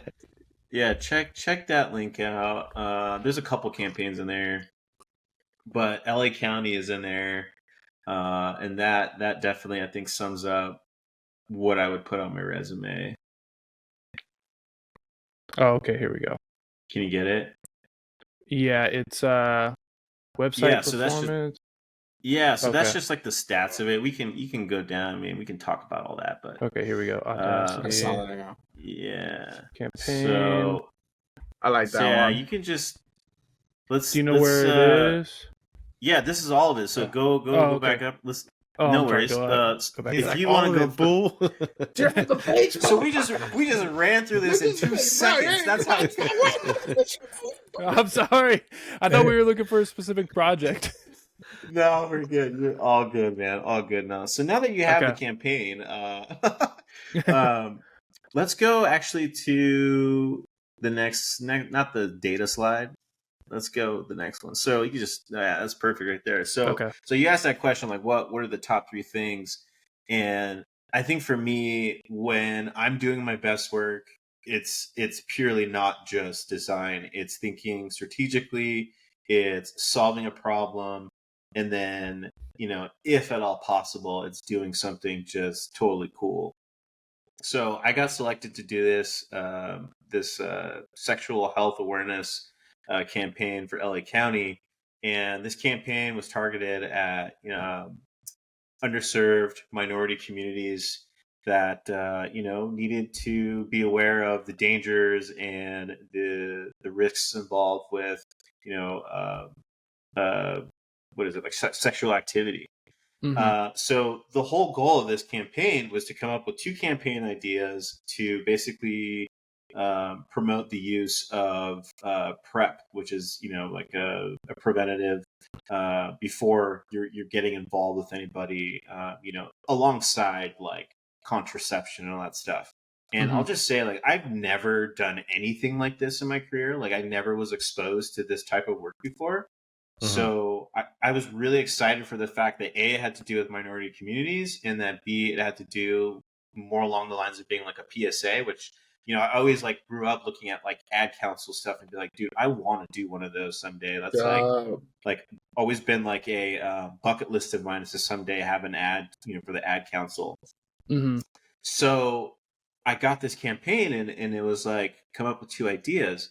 So I did some research and, was trying to understand the communities. We're talking about, cis men, we're talking about cis women, trans, bisexual men. And I was like, how can we make this thing interesting, but also reflect the community? And I just had this like weird idea. I don't know. I guess it was kind of weird, but I guess I just had this idea of like fuck it, like we just fuck it. And then it was like, well, no, I can't just say that because that's just super in your face. So I was like, okay, we're trying to get people to understand, like, you gotta protect yourself. You don't want to like screw yourself. You got to take these take these measures.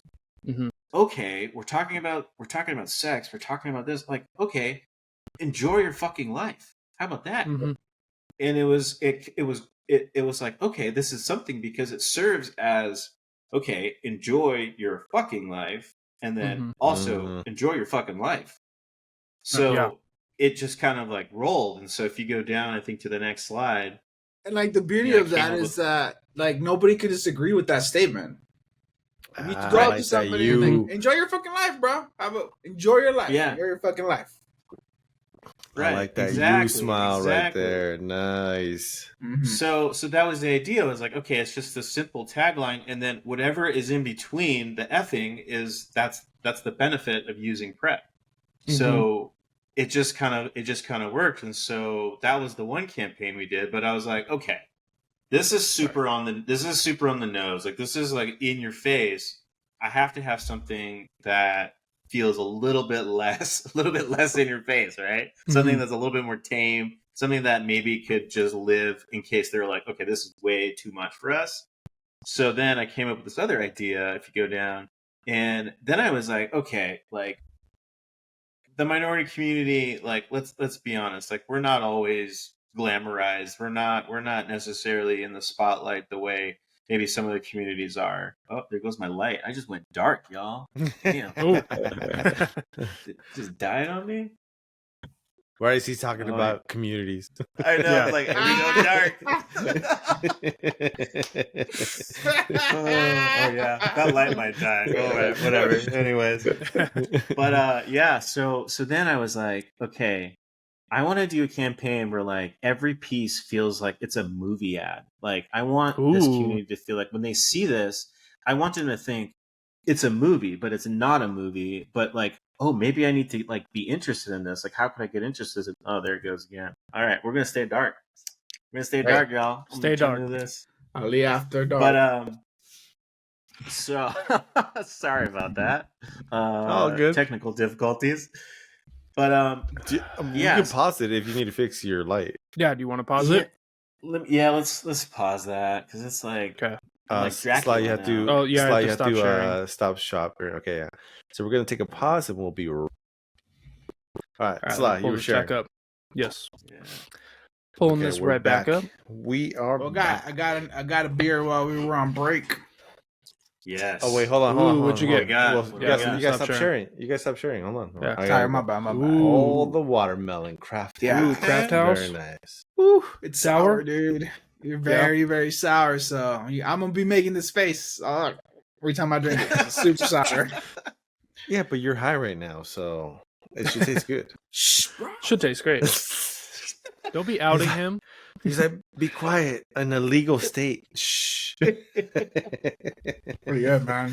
Yeah, mum's the word, man. It's still federally illegal, man. It's all that matters. It's all that matters. Yeah. But yeah, so we came up with this campaign. I came up with this idea of like, let's turn this into basically, like you were saying earlier, like key art. Like, I want this to look like kind of like key art for some like drama that's about to happen.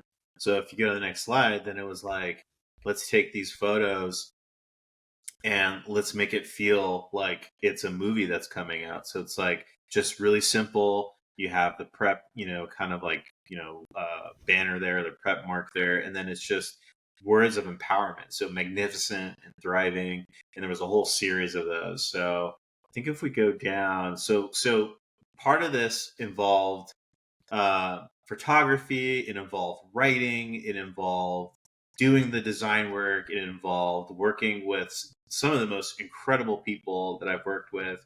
The best part about this campaign is these models that you see here, these are all people from the community. And so the two shots you're seeing, the one on the left was for the movie film campaign. Life. Yeah, no. So the one on the left was for Enjoy Your Life campaign. The one on the right was for the Magnificent campaign. So this is how they all turned out. So this launched on social media. We had out of home billboards. There was bus shelter ads, bus bench ads, and it just it did really, really well. And it did so well that LA County Health, originally the project scope was pitch 2 campaigns. We'll choose one. They liked both so much that they decided to run both of them. So it was kind of Oh, Wow. cool. that That's dope, So- dude. both campaigns landed. So this was just you, or did you compete against other people to get this campaign? Yeah, so yeah, I guess I left that part out. When I first, I guess applied for it, the whole thing was you had to write something up about, why you'd be excited to work on this. And I originally they chose 3 designers, and I was the 4th designer that got picked. So I like just missed it. And so I was like, oh man, like, like that kind of sucks kind of thing. And then like 3 months later, I got an email saying, hey, they really weren't happy with these 3 designers. So you're up next. Are you interested? Wow. And I was like, absolutely. So I guess it was serendipity, man. Like it just worked out, and I got to do these really, really cool campaigns that, frankly, like we don't in my life, my day life, my day job, I don't typically get to use this type of language. I don't typically get to work with this subject matter. And so it was really, really fulfilling creatively to be able to work on something like this. And it had a purpose, man. It had a real deep purpose, and it needed to serve a community. And so it was just one of the best projects I've ever worked on. I want to like compliment your approach to this, the way you presented this to your client. You have one option that is you're way out of the box, it's way out there. And then you have the other option that is very like high end and like more respectable, right? For everyone, where everybody's like, whoa, or whatever. So you presented these 2 options to your client, and they love both of them because they are. One's way out there, and then this one's like way here, and they're completely different. And that's super, super dope, dude. Good job. Yeah, thanks, man. Thank you. Did you shoot these models? No. So like I said, this was just such a dream job to work on. I got to work with this incredible photographer who works in LA. He's gonna kill me if he ever sees this. We'll make sure to send it right to him. I know, Jesus, man. Oh man, this is right, bad. Let me mark this right now. Bradford Rogney, I think is his name. There we go. Incredible portrait artist. I mean, the dude was him and his team, they did all the touch up on these afterwards. I mean, just the best people to work with. Like they were able to, these are just everyday people. These are not, professional models. And for him to come in there, we went to a studio, and I mean, he just pulled these people into a whole nother world. They became characters. They became somebody that embodied these campaigns. And I mean, seriously, like massive kudos to him to bring these people to life, because if we didn't have these images, like I just don't think it would be the same. Yeah. Did you guys have That's other awesome, images dude. than this? Or these were that? the only 2? Did you guys have other images than this, or were these the only 2 that you ended up using for the campaign? We had several others. I think at that day we had, like 7, 8, 9 models or something like that that we shot. So there were several other versions of this. These were just kind of like the main ones that we ran with. But yeah, there were, and they all kind of like had different outfits. And I think the cool part about it was, I think that for me, the best part was like, you see these people and you see both sides of their lives. Like you see their kind of like wild side, and then you see this really super refined side of them. And I think that also kind of made this campaign really successful, is that like, it's not like we shot different models for different aspects. We used the same model for 2 different, campaigns, and you get to see that. And that was really cool. The day job, like you said.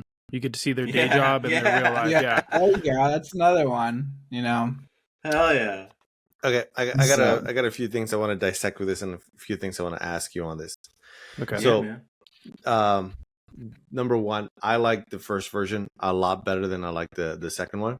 Both are solid, but the first one to me is just it's fun. Boom, on the money, like on the money, 100%. Yeah. But when I saw the first slide, if you can go to That one right there.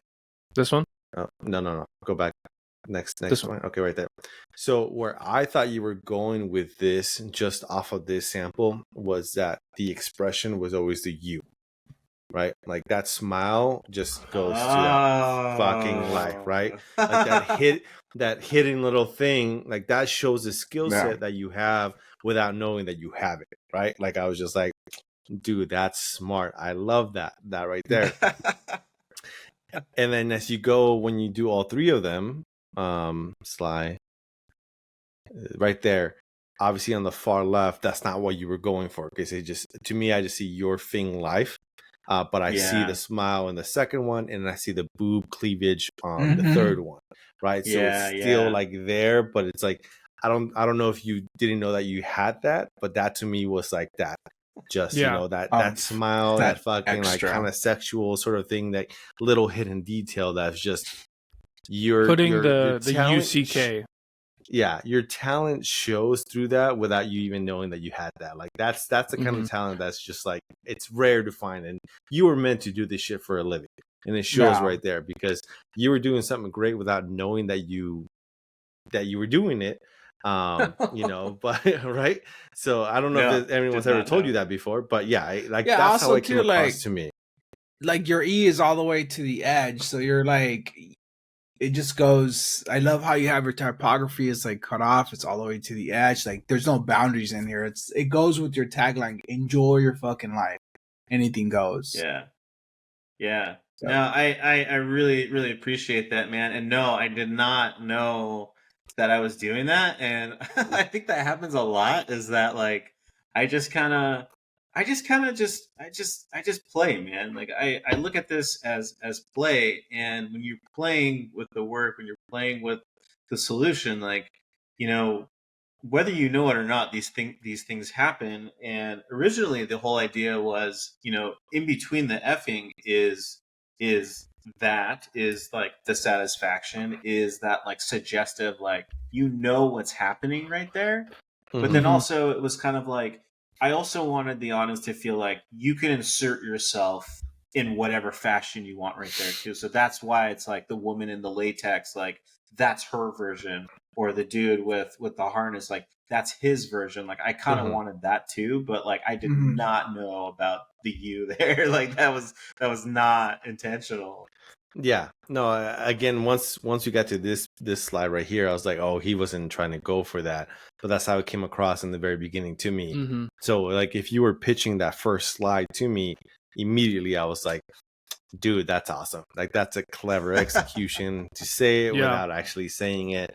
But I mean, overall, it looks great. I think the first one is very bold. You know, at the end of the day, you are talking about fucking, so. You know, why hide it? Like that's the direct message for it. The second one is great. I love the photography on the second version. I don't know how I would have worked that into the main one that I enjoy, but I love that you highlight them in that manner, you know, because everyone's different. You know, what you do behind closed doors is your business, you know.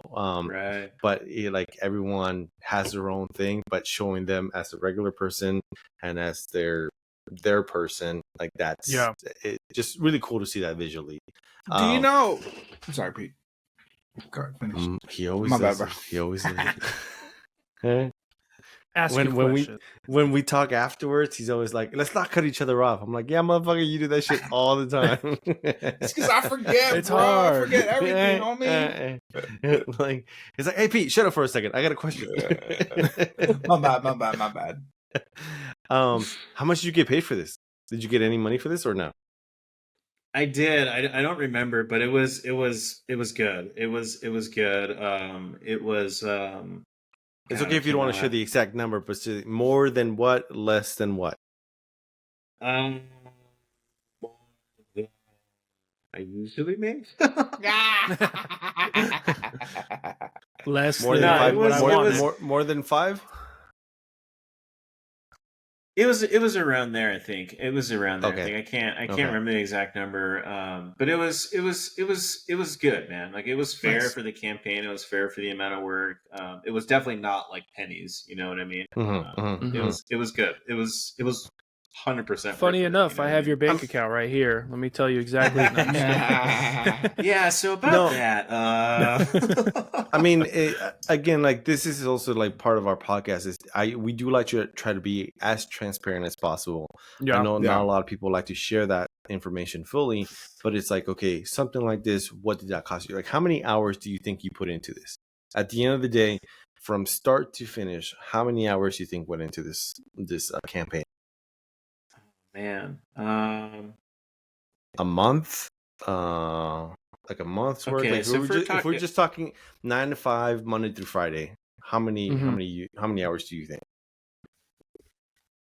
I'd say like I definitely say like it was like over it was definitely over it was definitely over 40 hours, you know. Oh, for sure. I can Okay. see that. Like Mhm. Yeah. it was definitely over 40. I definitely think like if I had to like go back and do this all over again, like how long would it take to like get to this point? I'd definitely say like a month and a half, maybe a couple months. Like and that wasn't just Okay. like full time, you know, that was like really broken up because there were stages. There was like, you know, we need to get Mm-hmm. to the writing stage, get that approved.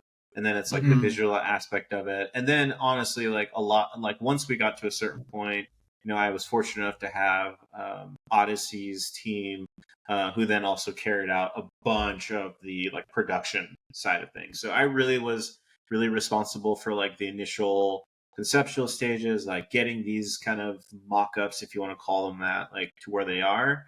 And I mean, the amount of billboards and you know, out of home and like bus shelter stuff that was produced, that was really done by the production team after Okay. that. Okay. So Okay. Awesome. No, I mean that's definitely. I mean, again, at first glance, I would just think at minimum 5K for this shit. But it turned out great. You know, part of it is also like give and take. You know, how much. And I hate using this word, but the Exposure. exposure of that. You know, if the exposure is going to be $7,000 worth of this shit, but it's super fun, it's going to be a strong flex in my portfolio. Definitely worth it. You know, think about how many thousands of eyeballs went into this. Looking at this, like looking back, how long ago did you do this? I'm sorry. this was I didn't. last year. This started, Oh yeah, this shit. was Okay. last year. Would you charge more now, or would you still keep it at the same? Looking back at I it think now, like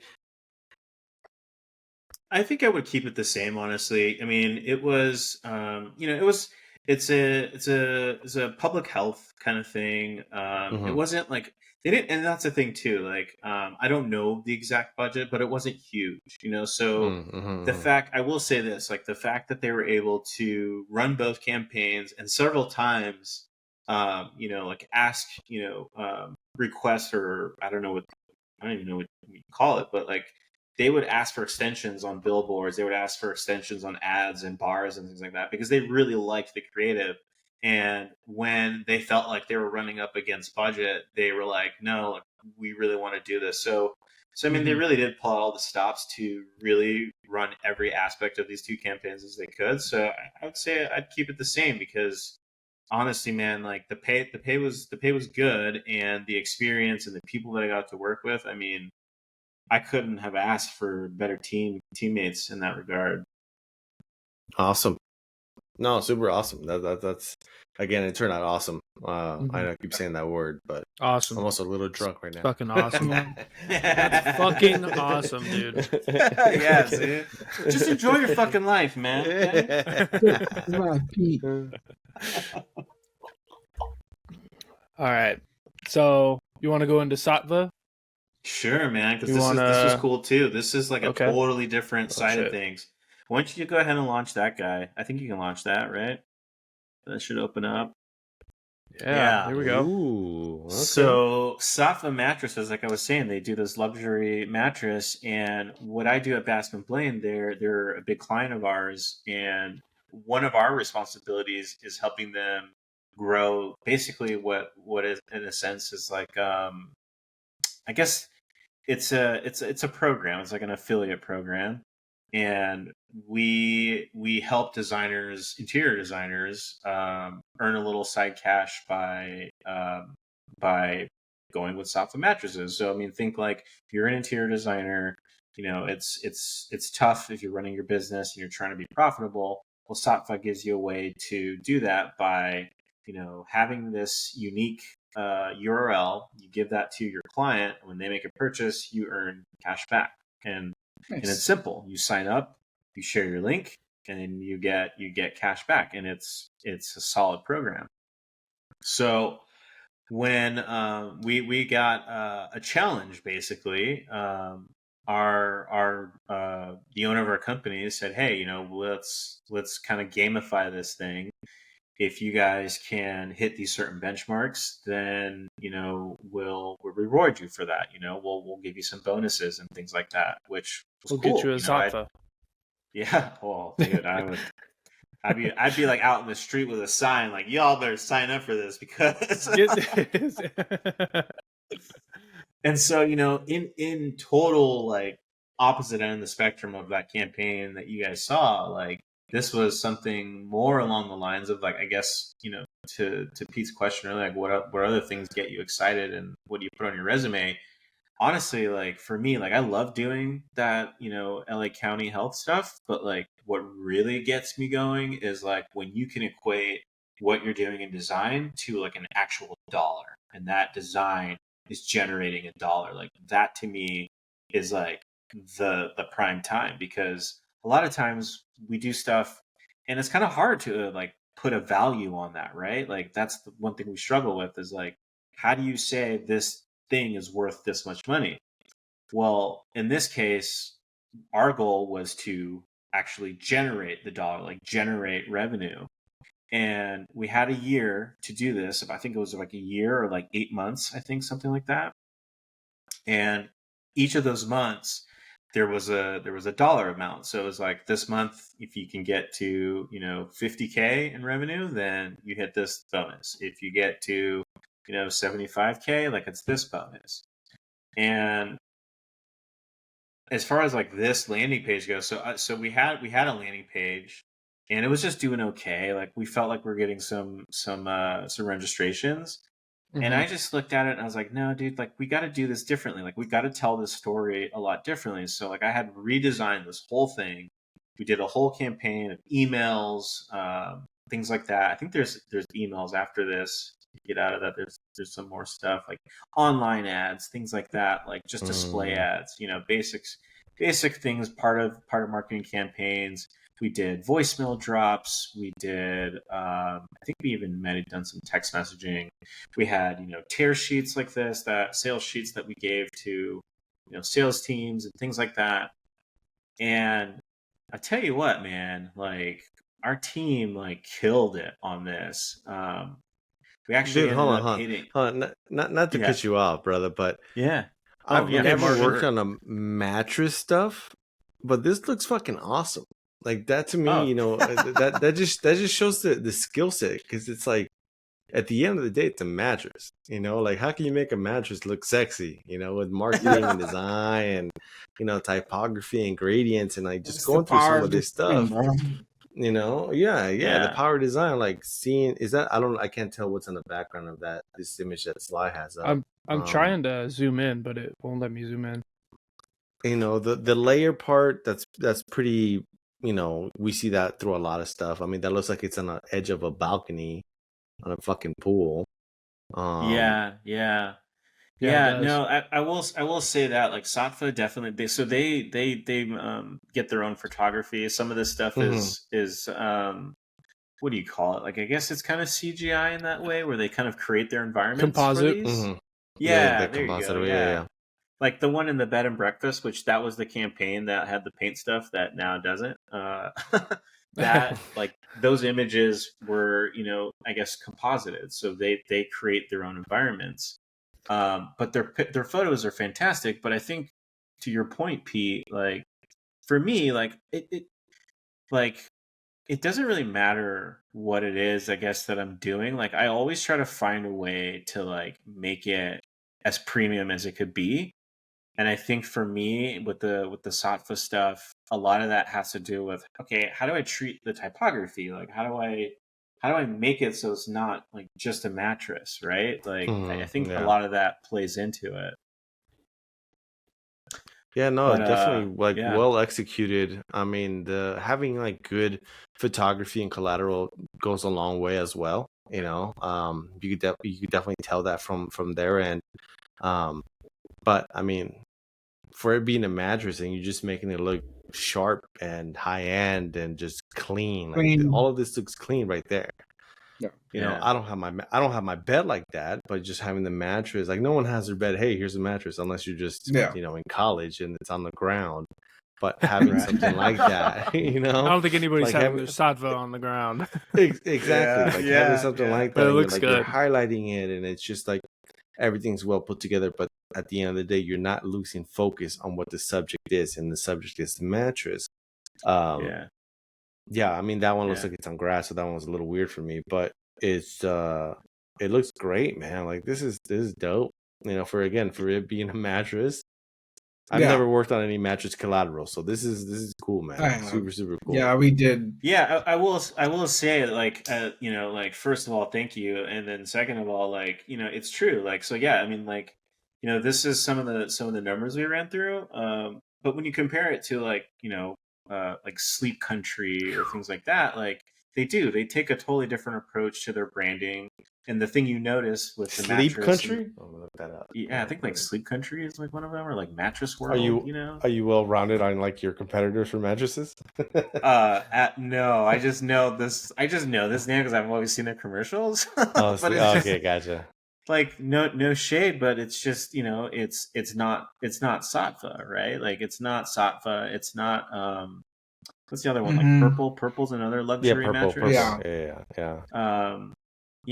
It's meant to feel a little bit more elevated. I mean, even the difference between what you just saw in Yeah. this, like this feels more premium, like the way they're treating Yeah. their typography, Yeah, the white this space. feels like this feels very everyday kind of person, not luxury. It's Mhm. gonna feel like a cloud Yeah, It's just yeah. like or bougie, for lack of a better term. mid and But purple's still expensive as fuck too, though. You Yeah. know? Yeah, look at this. Exactly. 2399, 4999. Yeah, just Yeah. totally different approaches, Yeah. Oh yeah, that's right. They do the whole egg thing. oh I yeah. forgot about that. Uh-huh. Relieves pressure from eggs. My eggs need to sleep well tonight, all right? My ball sack needs to just Yeah. fit right. My on huevos. Yeah, Oh, man. So yeah, shit. no, this I mean those are some of the numbers, but like I think for me like the highlight of all that was like in May last in 2023, you could see like their highest single month was like 455, and when we got Wow. it, we almost doubled that. So yeah, man, that's the power of design, baby. Yeah. Tell a good Power story. of design. Tell Yeah. a good story, and Yeah, this you is can get great. people on board. What is this app that you're using for people who don't know what this is? Gamma.app? Yeah, so that's an AI that's an AI platform. It's a Ooh. presentation, like it's really great. I think like when I first found out about it, it was great. They were really kind of like pitching it or positioning it as like if you want to build carousels for like LinkedIn or something like that. Mhm. But it does presentations, it does carousels, and it's AI based where you can kind of like go about it two ways. You could feed it like your script or like your content, and it'll just map out the whole thing for you, or you can kind of like kind of choose your own adventure in that way, and you can put it in there and it'll do some of it, and then you can kind of modify it. But I thought it was great for presentation purposes. Just like Yeah, this is sometimes you don't need to spend a ton of time on stuff sometimes, I mean, even just having this in here, like the performance, it's all live text, it Yeah. kind of updates, as I'm moving the browser around. That's really cool. Yeah. And it has the web links in there. Yeah, that's the cool part too, is because like sometimes I feel like you're giving presentations and like you want to show a site, but like you don't want to like have to necessarily like jump out of a browser or whatever. And it allows you to do that. I think it does video too. I think it allows you to put videos in there. So yeah, Oh, nice. Gamma's a cool app. I like it. How much do you pay for it, if you don't mind saying? I don't think I just have like the free version. I think I don't even think I Oh, paid cool. for it. Okay. Man. Yeah, for everybody Nice. out there who was looking to do a portfolio that they want to send out, sounds like Gamma App is a great way to present your stuff. Yeah. Shout Yeah. out. Yeah, that's even pretty though cool. we're not sponsored. Yeah, I never heard of Gamma, About so to that's say pretty that. cool. Yeah. As to switch gears just a little bit, is there what internal traffic program or software do you guys use at your current job? Like Trello, Asana, Workamajig, like is there anything like that you use? Yeah, we're on Asana right now. Yeah. Okay, how do you like that? Is that I like is that Asana. good, bad? It's pretty good. I've worked in Workamajig before, and like I've worked in Workamajig. I've worked in I think what is it like SharePoint or something like that. Mm-hmm. That was a while ago.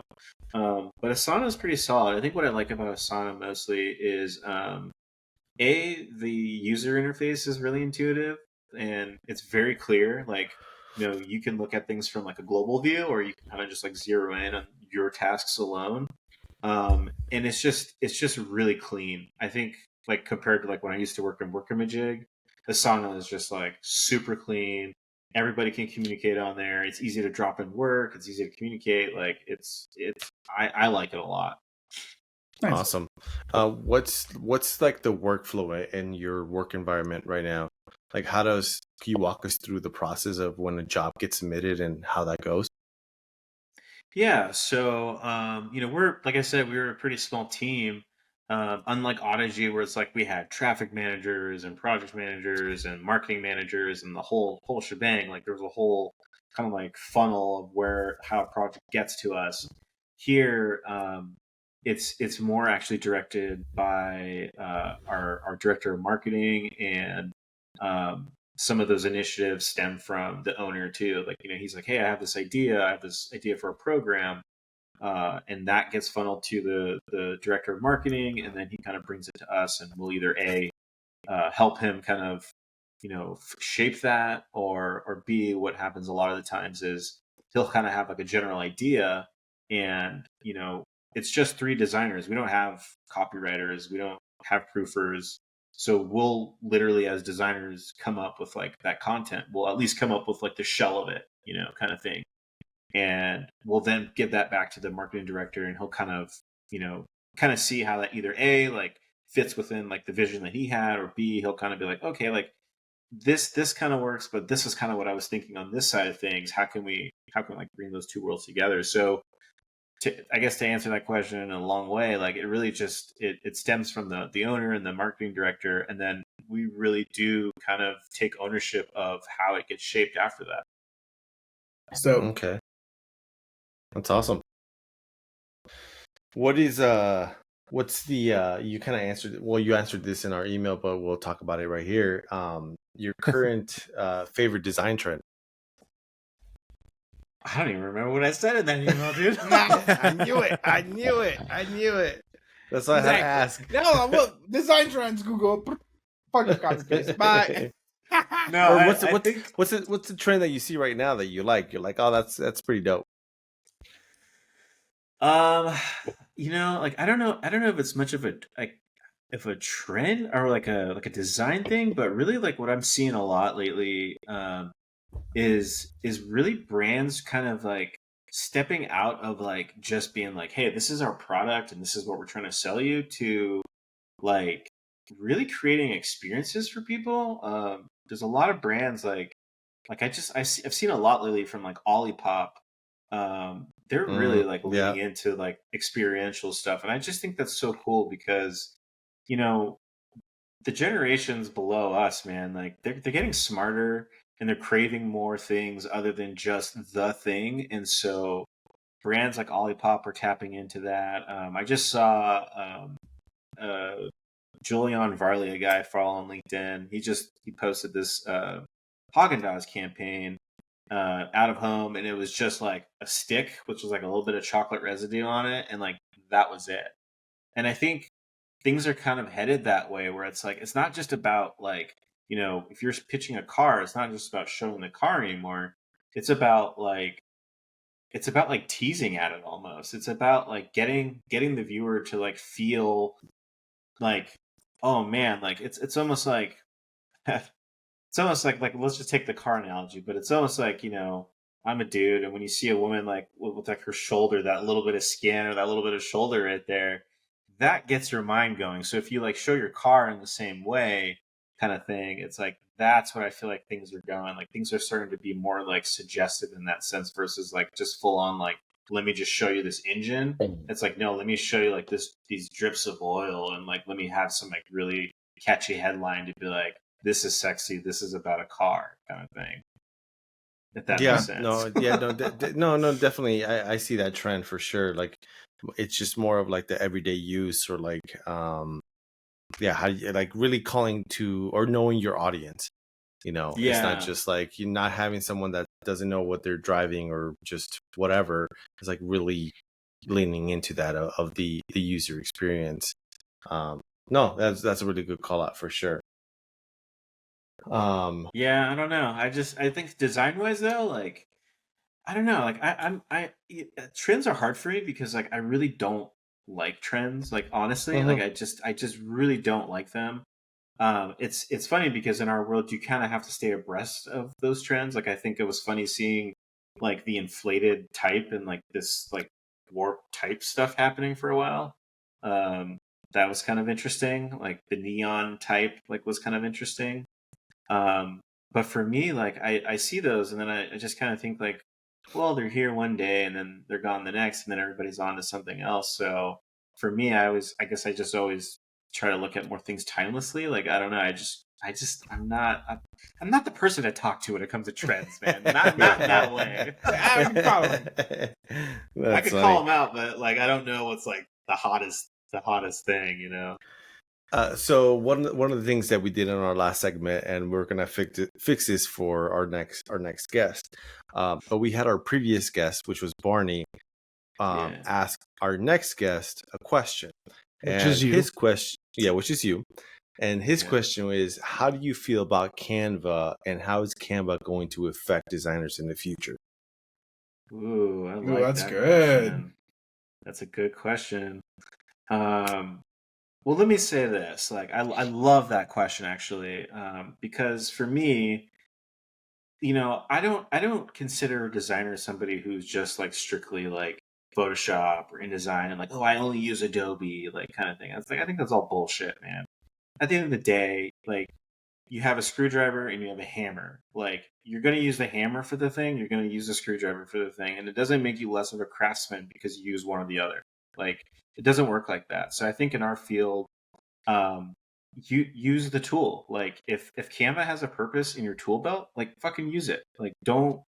It's not and the people are gonna use it. Like if somebody's not a designer, let him fucking use it, dude. Because they're not. They don't need to know InDesign. They don't need to know like Illustrator. Like that's not that's not the point. You know what I mean? The point is this allows somebody to express an idea, and if that thing gets you to express that idea in the best way possible, then so be it, man. Subscribe that shit. Yeah, no. Okay, subscribe that shit. Cheers to that. That shit right there, bro, is gonna be a short. Like that was like on another fucking level, homie. That shit was dope. Yep. I agree. Hold on. Let me write that one shit, down, bro. That's some like fucking nuclear knowledge right there, bro. Your fucking shit just like blew all these motherfuckers over right now, dude. Because you're right. Tequila in here, okay? Yeah. No, I agree. I mean, it's definitely a different tool. I've had clients who have used Canva or are using Canva, and they lay out their foundation of what they're thinking, and it's not quite polished. And someone like me with a skill set comes in and says, okay, I don't have to like start from scratch. You already know what you want. You want to pay me this much? Sure, no problem. I already have the idea, and let me polish it up for you. Boom, out the door. Yep. We're done. So there's definitely pros. I don't really see any cons. Well, I do, but that's for another time frame. But yeah, no, I do see the positive in Canva. I've designed some stuff in Canva.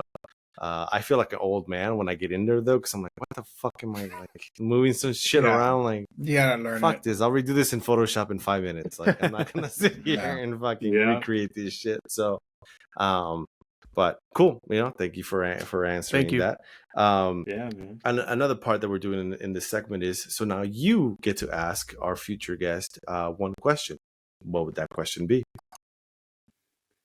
Ooh, I've thought about this too, and I had a question originally, but since we're on the tool thing, maybe I'm inspired by this. But I guess how can we use AI to not just like make things better or not just make things quicker and more efficient, but like how can we truly use AI to like push design? I think we're in a space now where we have this opportunity that we've never had before, where like the possibilities to do things that we've seen in our heads and we couldn't do before are here. Like we have the possibility, we have this opportunity now to like really reshape the way design is going. Because in my opinion, I feel like I look at a lot of design and I love so many agencies and people that I follow, but like I just start to feel like things start to look the same, right? And I think that's why like we're seeing brands tap into like experience and things like that, because like anybody can make a product, anybody can like sell that, but like at the end of the day, like what is your audience taking home? Like we have like these all AI ads now, and pretty soon the consumer is going to know what that looks like compared to the real deal production. Yep. So if we're going to use AI, like how can we truly use that to like make cool shit and make meaningful shit? Mm-hmm. You can already spot all good. the stock photos that are AI out there. Yeah. Regardless, as if even if they're perfect hands, perfect teeth, everything, they just have that look about them that you're just like, yep, that's AI. It has a Yeah. sheen to it. Our Yeah. previous It's just that guest, gloss. buddy of ours, Jordan Kabalka. I mean, he said it. You just have that AI sheen, and you call it out right away. When you have that trained eye, you're like, yeah, it looks weird. AI it's a great tool. It's awesome right now, and that's the biggest trend. But then everything just looks AI generated, and there's no like original human touch to it. So when you start having that, you can give that to a client, then that's what makes you valuable. So AI. I don't think I don't feel threatened by AI. To me, it's just kind of like a tool that I could definitely use to make sure that my concept has legs. But it's definitely a tool that we can use, but it's being overused at the moment for sure. Oh, for sure. And I mean, there's a paper that just came out with people who use too much AI in their emails and like reading and all that. Their brain has like gone down. So we have to use it with, respect and cautious, not overuse it for sure. Yeah. Use it as a tool like you guys are talking about, I think. Yeah. You can't just rely on it 100%. No, man. I think it's kind of funny. It's like the grunge of grunge texture when everybody was all up on grunge, man. It's like grunge everything. Everything. I still use Hey, grunge is not. Grunge isn't in. Grunge is not it's not. Yeah, grunge is a design. It's not a trend. You hate it's a grunge, Martin. Thing. You hate I don't grunge. hate it. I use it. I like grunge. I appreciate it. You talked about it on this podcast, how much you hate grunge. No, what I say is, no, what I hate is that all the college students just, everything's grunge. No, just give me one grunge. That's just it. But that's what I hate about it. But grunge is not a design trend. Grunge is we talked about why the CSN students use grunge and gothic so much. That's a topic for another episode. Yeah, but, about that. Fuck up, Pete. So you now, as a leader of the industry right now, what are some what's that advice that you give to someone that's graduating or someone that's thinking about going into graphic design? Like what legit real world advice would you give them on their portfolio and the career choice? Portfolio and career choice. I would definitely say, if you're just starting out in your career or even just like midway, I mean, really like the way I guess for me, the way I got here was, I just didn't accept I didn't accept the status quo, I think for me, I always like always learned. I always tried to push the envelope in that way, and above all of it, like whatever I was doing, I just loved what I was doing. It was like you said, Pete, like I just love design. Like I love every aspect of it. I don't care if it's like a business card. I don't care if it's like one sheet full of text. Like I love the aspect of like solving how to make that one sheet look as awesome as possible, how to make that business card look as awesome as possible. And I think that's what you have to do is like, you're going to get so much just like basic work. Try to pull out that one thing that just makes you excited, because if it makes you excited, you can turn that thing into something really cool. As far as your like portfolio, I would definitely say like side project, side hustle, just make things, man, because like a lot of my first gigs didn't come from actual work. It came from things I just created on the side, and somebody was like, dude, that's really cool. Like I got a project from these guys at Moto Playground, and I did a bunch of event graphics for this huge motocross race. And how I got that actually was actually I'll show you. How about I show you this? You guys Yeah, fuck this? yeah, hell yeah. Yeah, let's see. Show and tell, homie. So, let's see. So let's see if I can bring this over here. I just realized you have a foosball table behind you. Hockey, Oh, yeah, dude, foosball. this That's is pretty cool. hockey, dude. This is hockey. Yeah, that's Oh, sick. oh. Yeah. So Yeah, check that's this right. out, dude. Can you see that? This Yeah. Oh, this is cool. Try Oh, not it's to get dope, the dude. glare in this, but it's not working out. There we go. There we go. No, yeah, we Yeah, see so- it. Yeah. So this right here was this is my son actually, and every year for his birthday, I make a poster for him. So this was That's 7, cool. right? Oh, it's fucking Wow. sick, dude. It's dope. That's And then, cool. like this was number 5, right here. Look, 5, right? 5. Wow. Right? And he's 11 now, so I've done 11, I've done 11 of these posters, and I'm just do a little technical difficulty switching this chair here, guys. But yeah, so yeah, there you go. Yeah, check that out. So Tacos Locos. Yeah.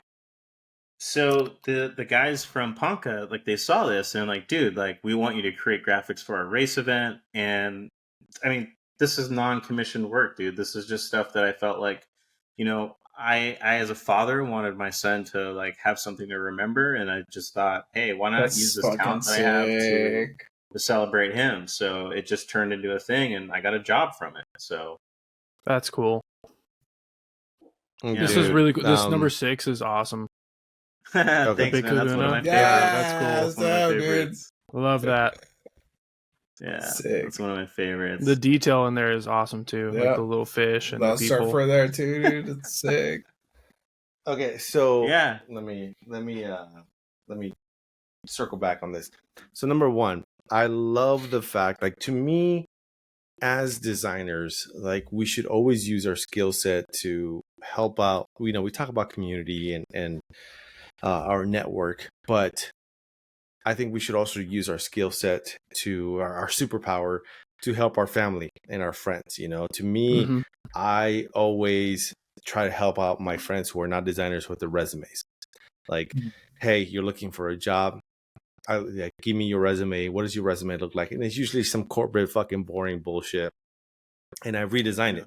And my only ask is that if you get the job, whatever your salary is, that first number, that's how much of a bottle of whiskey that you will spend to pay me back. That's my only ask. Nice. Right? That's so you make awesome. 50 grand, a $50 bottle of whiskey. That's my only ask, because I want you to succeed. I also That's don't want dope. ugly design out in the world. I have this skill set for a reason, so I'm gonna use it. I'm gonna use my superpower for good. But I love the fact that you do stuff for your son, because for me, my boys are 2, and I've done a welcome poster for each of their birthdays. And I mean, I keep them. That to me is shit, right? So like the first one, right? So Yeah. we did a we did a thing 1, thing 2 for their first birthday. Right? Hell So yeah, dude! That is incredible. And then they're into monster trucks right now. So then for their second birthday, they did like a monster truck theme.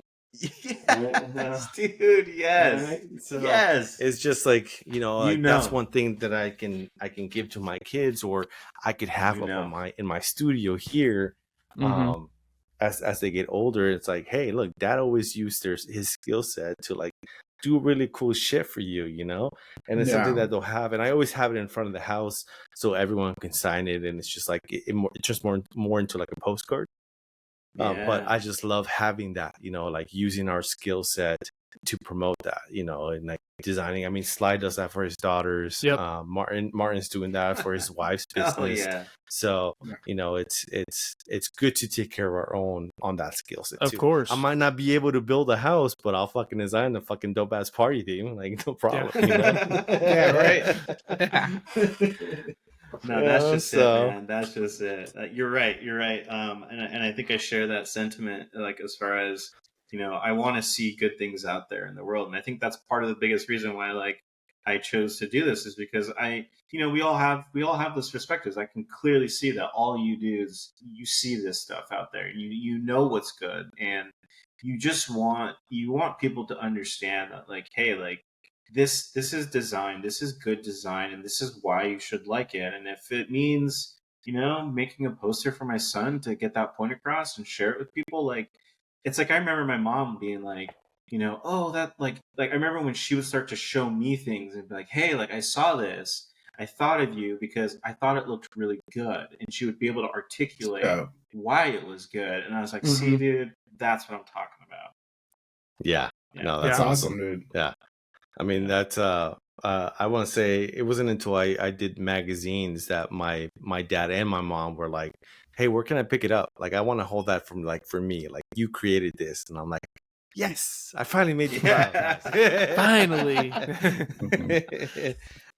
So as we wrap this up, any last plugins or any last minute advice that you want to share to anyone listening to us right now? Just big thanks to you guys, man. Like, this has been so much fun. I honestly have never done this before, so this is like super cool for me. Of course, man. That's the point, bro. This is you broke me, man. I was a virgin, and then you just broke me, man. Enjoy your fucking life. Enjoy your fucking life. Enjoy life. See, it works. It works, bro. No, man, no. Just just to people watching, like, just you gotta go out there and have fun, man. Like, that's what it is. Like, this field can eat you up. It can really burn you out, kind of thing. But I think what keeps me sane, and I think what makes this really special for us, is continuing to just push the boundaries, really just design like as you see it. Like, don't be afraid of it, because somebody's going to see it sometime, and somebody's going to be like, whoa, like that hit me, and then that's why I do it, because if I can help make somebody look bigger, if I can help give voice to somebody who didn't have it before, then, like, dude, let's do it. That's what this design is for. So that's dope, dude. Awesome. Awesome. Do you have a Instagram or anything you want people to follow you on? Not really. I don't really see. You come up with these things that, like, I'm not good at. Okay, like LinkedIn. No, hell no. No, leave me the fuck alone. Instagram, I haven't updated that thing in like a year, dude. Like, hey, no, all good.